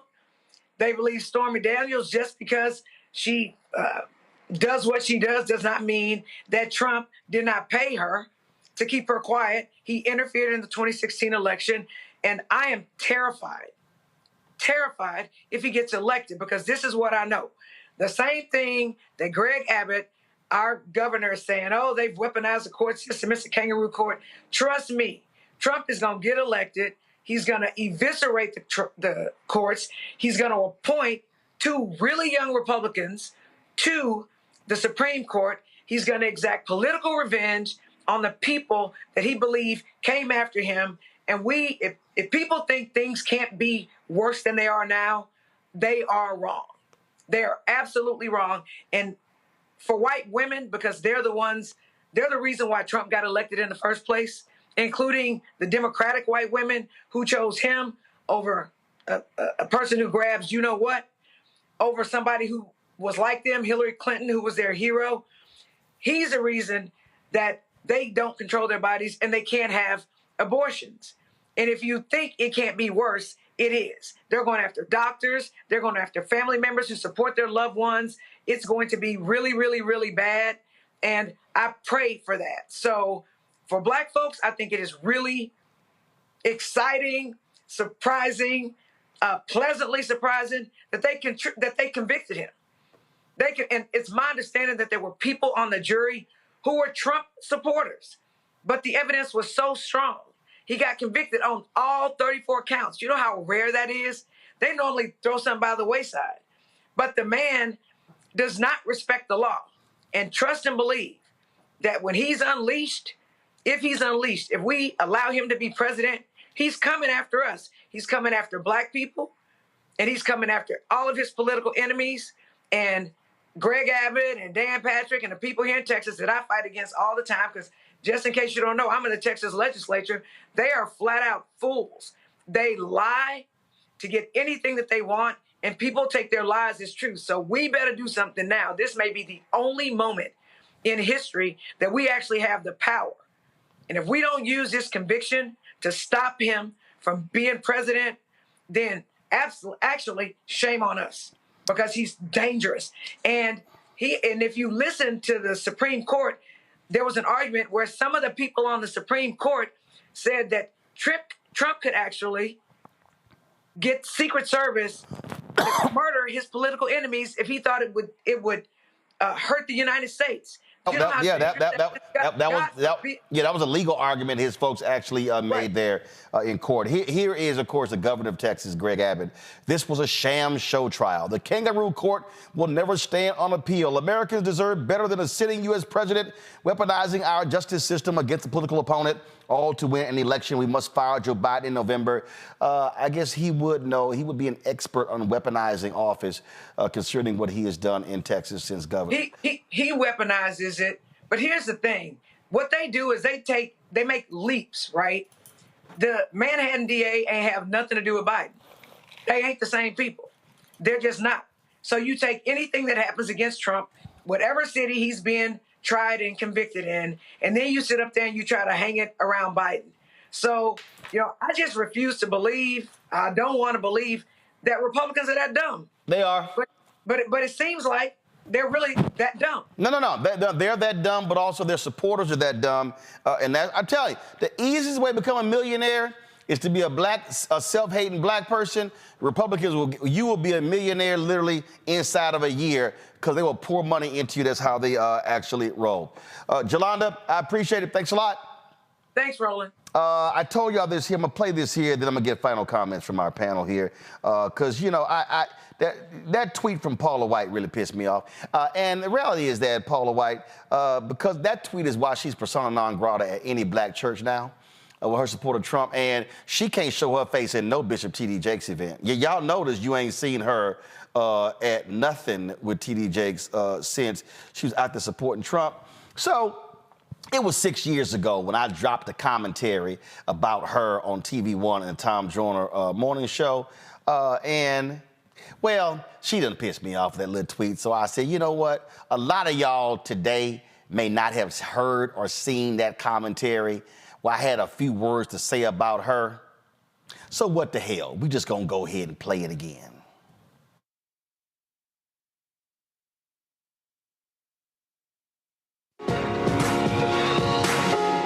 folks, recently Pastor Paula White was on Jim Bakker's television show, and she had a few things to say about Donald Trump and Christianity and the people who've been criticizing him. Press play. How can the president withstand the hatred and the pressure? Everything he says, they turn it around. Yeah. Paula, there's never been hatred like this. I've never to seen a president. it. Never in my life seen it. They want to trip him up.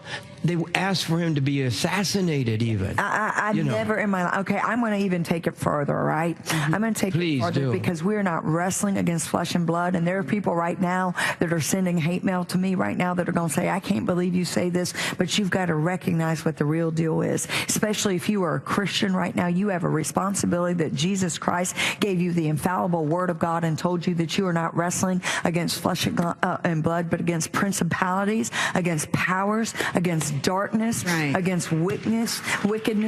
And so you know the quadrants of the enemy, and the principalities are going crazy because principalities want to control nations by controlling a person. And principalities cannot control this man because he surrounds himself with Christians. He is a Christian. He is a Christian. He loves prayer. And like John said, he is fierce. He has a fortitude. He has an inner strength. But no man could withstand in the natural this kind of pressure. So I'm going to take it a step further. We've got to pray. I mean, not just pray, but fervently pray. Men ought to always pray and not faint. We have a responsibility, whether you like him or don't like him. You can't stand in God's word and not be responsible to pray for those who are in positions of authority. It is our God-given mandate. It is our responsibility. You've got to pray the will of God to be done for him and through him. You've got to pray in alignment, not soulish prayers, because if you pray soulish prayers, they're going to backfire and come back on you, and that which you are praying against will come back, and that which you judge another person with, that judgment will be met upon you, and destruction will come to your own family, because that's what the Word of God tells us. The Word of God says we are to pray in accordance to the Word for those in authority, that we may live peaceable. So we've got to pray for our president. We've got to pray for our Senate. We've got to pray for our Congress. We've got to pray for every person. Then I'm going to take it further. Our acts of faith, because more than just praying, we've got to do something. Because this man, I have never seen the battles. You really want me to get into all this? Yes. Because we've got 130 vacancies in the lower court, and he is appointing exactly what we have asked for, why we put him in position as the president. We said, we will put you in because we want originalists. We want constitutionalists. We want our Supreme Court to be like Neil Gorsuch. He did it in the fastest, which was an absolute miracle by God, because that had not been done since 1881. But we've got 130. And what does lower court appointments have to do with your everyday living? With your everyday living. Because Supreme Court justices, if we get two more, come on, if we get two more, and right now, I know right now, we are scaring the literal hell out of demonic spirits by me saying this right now, because if we get two more, we will be able to overturn demonic laws and decrees that has held this nation in captivity. Please pray for me. Oh, let me address you, Pastor Paula White. I'm going to take you to 1 Samuel 10, verse 17, when Samuel called the people and said, this is what the Lord, the God of Israel, says. I brought Israel up out of Egypt. I delivered you from the power of Egypt and all the kingdoms that oppressed you. But you have now rejected your God who saves you out of all your disasters and calamities. And you have said, no, appoint a king over us. So now present yourselves before the Lord by your tribes and clans. See, that's when the prophet Samuel then anointed Saul, because the people wanted a king. Here's what we know, Pastor Paula White. The people of America rejected God. They rejected a godly man. You had the audacity to say, how can anybody withstand what Donald Trump has gone through? How about 8 years what President Barack Obama went through? When the same person who you praise questioned his Christianity, questioned his faith, dared present the birther movement as somehow he was not a full American. That was an outright lie, but you stood with that man, the same man who said he grabbed women by the vagina, the same man who said he will force himself upon women to kiss them when he wants to. The same man who chastised Senator John McCain, who was a POW, the same man who chastised Mexicans, calling them rapists and calling them criminals, the same man who is not shown at all how to act like, sound like, or be a Christian. Oh, how dare you say that when the same man you praise and say to pray for said he has seen no reason in his life where he should somehow ask for forgiveness, when we know doggone well the moment of being a Christian is when you have to ask for forgiveness, you have to ask for grace. See, it was Dietrich Bonhoeffer, the German theologian, Pastor Paula White, who called this cheap grace, as when people commit sin, ask for God's forgiveness, and then go out and do it again. Here's the reality, Pastor Paula White. We are going to pray for this president because we have evil in the White House. We have somebody who wants to attack people of color, somebody who wants to attack the poor, somebody who wants to attack Muslims, who wants to break up families. You dare say nobody else has come under this kind of attack? Oh, please explain to me why so many conservative white evangelicals like yourself have been quiet. Tell me why y'all excuse his comments about Charlottesville, where he essentially aligned himself with neo-Nazis and white supremacists. You pastor a church in Orlando, Florida, that Zachary Timms used to pastor, but before he died, as largely an African-American church. I want you to stand in front of them and tell them why in the world they must stand in support with Donald Trump when he is trying to take away their right to vote, when he has a sham voter fraud panel. You tell me how that is Christian. You tell me what is Christian about trying to get rid of the Affordable Care Act, where people who are sick, disenfranchised, will be thrown off and not have health care. Please show me in your Bible where that's somehow a Christian principle. I dare say this, Pastor Paula White, you are supposed to be a prophet, Prophet, not Profit. God calls for the prophetic to stand up, to question people in power, to challenge them. Because let me remind you, it was the prophet Samuel who went to Saul and told him he was doing wrong, who said that you have went against the commandments of God. Let me remind you, Pastor Paula White, it was the prophet Nathan who went to David and said you sinned against God by laying with Bathsheba. What we need, Pastor Paula White, are not people who wave their Bible trying to get conservative Supreme Court justices. What we need are people who are going to actually follow that Bible. I suggest you call Reverend Dr. William Barber to have a conversation about what it means to actually be a prophetic voice in the 21st century. I suggest you go read Dr. King's letter from a Birmingham jail, where he was talking to folks just like you who were saying black folks are pushing too much. And I dare say you use a prophetic voice to look Donald Trump in the eye and say it's time for you to stop acting like a grown child and to act like a man, to respect the office of the presidency. What I expect, Pastor Paula White, somebody who has been raised up, who has been built up by virtue of talking and preaching in black churches, to have an understanding of what black folks are going through. So you want us to pray for the president? Oh, we're going to pray for the president. We're going to pray for the country, because the country asked for a king. The country turned their back on God, and now God said, I'm going to give you the desires of your heart, which always ain't good. Pastor Paula White, we got a word for you, and that is be a prophetic voice and don't just be a profitable voice. Weekdays on TV One. Now, did y'all hear some of the stuff that she said in there? They did get those 3 Supreme Court justices. And you see what they're all about. Paula White is a fraud. Paula White is shameful. Jim Baker, we know his ass is a convicted felon. Here's what we understand. And bottom line, these white evangelicals, they don't give a damn about the Bible, about Jesus. They don't give a damn about nothing but their pocketbooks. And we've been making this point that with this verdict, it doesn't guarantee Donald. He's not kicked off the ballot. He's not moved as a nominee. He's going to be their nominee. But guess what? End his ass. In every trial after this, and in November. For all the folks sitting there saying they're going to pick the couch, no. Understand, the evil that they have planned is coming right for us, black folks and others. Now is not the time for any of us to be playing games and playing footsie with an evil imp like this man. Because the last thing we need is to see folk like Paula White back in the White House with her fake-ass prayers over a fake Christian, over a fake president. Final comments. I'll start with you, Lauren. Yeah, I'm not going to deny the fact that I don't even know who Paula White is until this moment. I think it was Monique who said she's irrelevant, and to me, I guess she is irrelevant. But it does, of course, uncover a certain sector of the country that, for some reason, thinks that no matter what, Donald Trump can do no wrong, and the rules don't apply to him. And I just feel like that section of the country is going to have to answer for these moments. And I just want to channel the comments of Dr. Carr earlier about the fact that they just, this is a moment where really it does get revealed that they don't really believe in anything, you know, and that they never actually believed in this thing that we loosely call the American experiment. They certainly don't believe in it for everybody.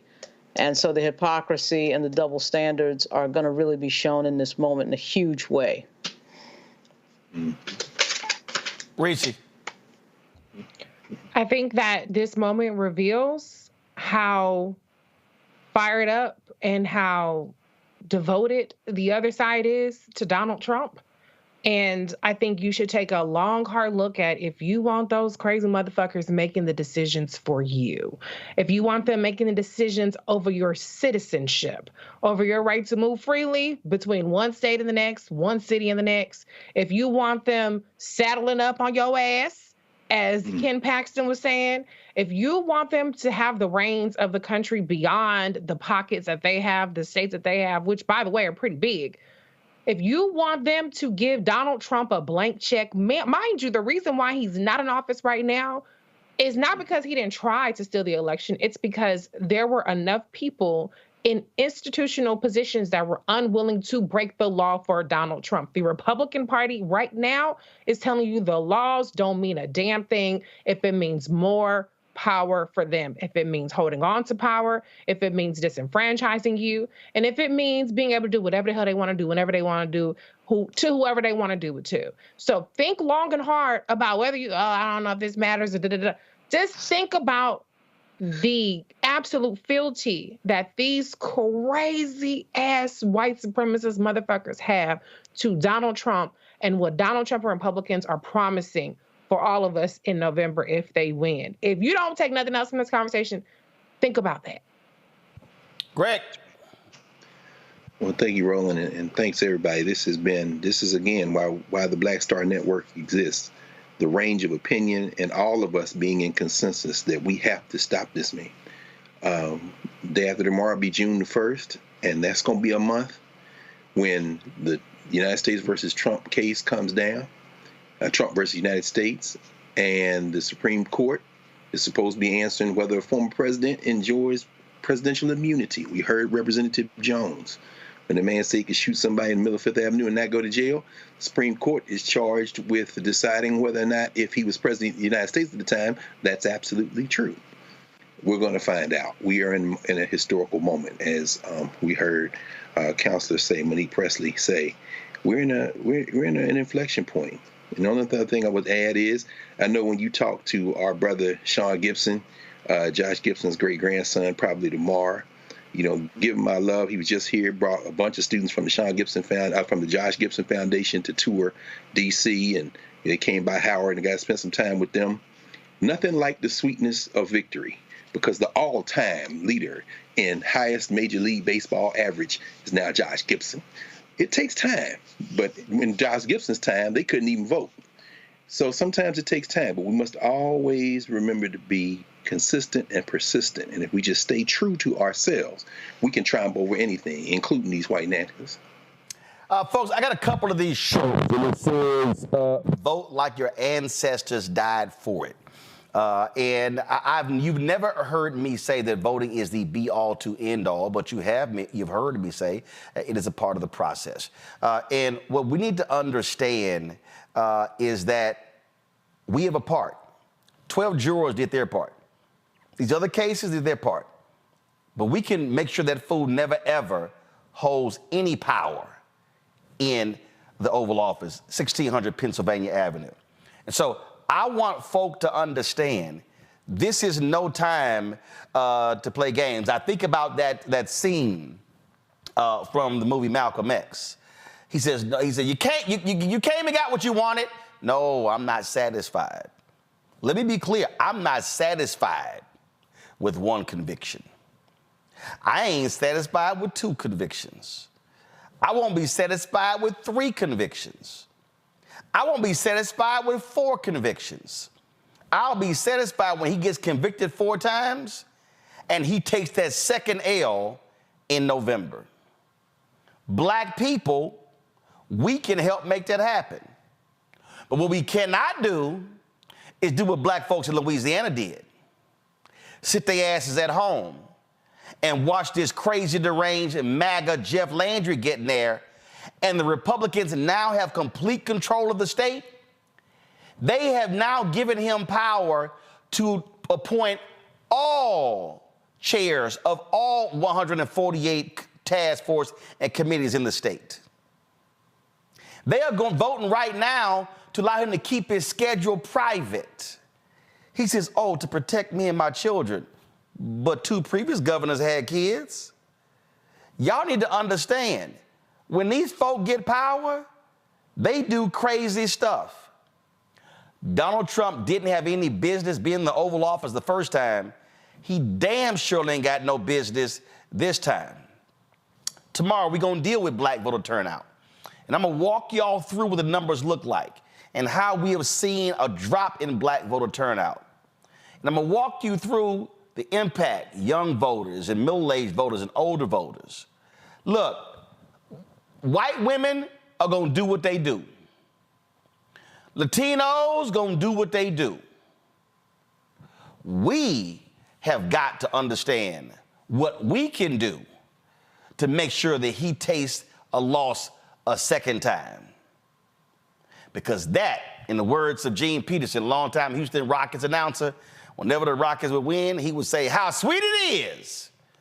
And that will be another loss in the courtroom and at the ballot box. Let me thank Lauren. Let me thank Reese. Let me thank Greg. I certainly appreciate it. Thanks a lot. All of y'all who are watching, y'all, we do this every day. I see there's nearly 8,000 of y'all on the YouTube channel right now. Y'all should be first of all, hitting that like button. Y'all should be supporting the work that we do, because we do this 5 days a week live. We live stream 7 days a week. This show, other shows on the Black Star Network. Yo, we hashtag bring the funk every single day. Your support is critical. If you want to see more stuff like this here, because trust me, you ain't getting this conversation on MSNBC, CNN, Fox News, ABC, NBC, CBS, or even the Young Turks, or you damn sure didn't get it from no other black-owned media, because everybody ain't doing this. Essence not doing this. Blavity not doing this. Rolling Out not doing this. Black Enterprise not doing this. Urban One, Radio One not doing this. TV One, BET, none of them. We are every single day. Send your check and money order. Our goal is to get 20,000 of our fans contributing on average $50 a year. That's $4.19 a month, 13 cents a day. Send your check and money order, folks. P.O. Box 57196, Washington, D.C. 20037-0196. Cash App, $RM Unfiltered. PayPal, R Martin Unfiltered. Venmo is RM Unfiltered. Zelle, RolandSMartin.com. RolandMartinUnfiltered.com. Be sure to download the Black Star Network app, Apple phone, Android phone, Apple TV, Android TV, Roku, Amazon Fire TV, Xbox One, Samsung Smart TV. You can also be sure to get a copy of my book, White Fear, How the Browning of America is Making White Folks Lose Their Minds, available at bookstores nationwide. And I went to Houston for Memorial Day weekend. My brother had 300 copies of the first at his house. Then my parents found 3 cases at my house in Dallas. I brought all of them back. And so if y'all want to get, these are the final copies. There are no more. There are no more. These are the final 300 copies. I'm not printing anymore. So if you want to get a copy of the first, personally autographed by me, you can simply go to RolandSMartin.com/the first to get your copy. Like I said, it's 300 copies left, y'all. That's it. That's the only copies left. I'm not printing any more. You can't get them from somewhere else because they don't exist. I own the book. I know exactly how many copies are left. And so again, my brother had about 230 at his house. My parents found 2 or 3 cases at my house in Dallas. They brought them to Houston when they came to visit. So I got all of the books.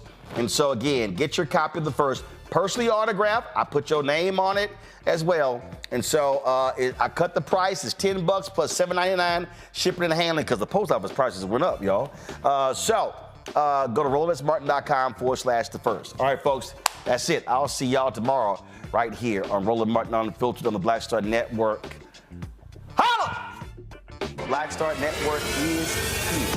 Oh, no punch! I'm real revolutionary right now. Thank you for being the voice of Black America. All momentum we have now, we have to keep this going. The video looks phenomenal. See, there's a difference between Black Star Network and black-owned media and something like CNN. You can't be black-owned media and be scared. It's time to be smart. Bring your eyeballs home. You dig?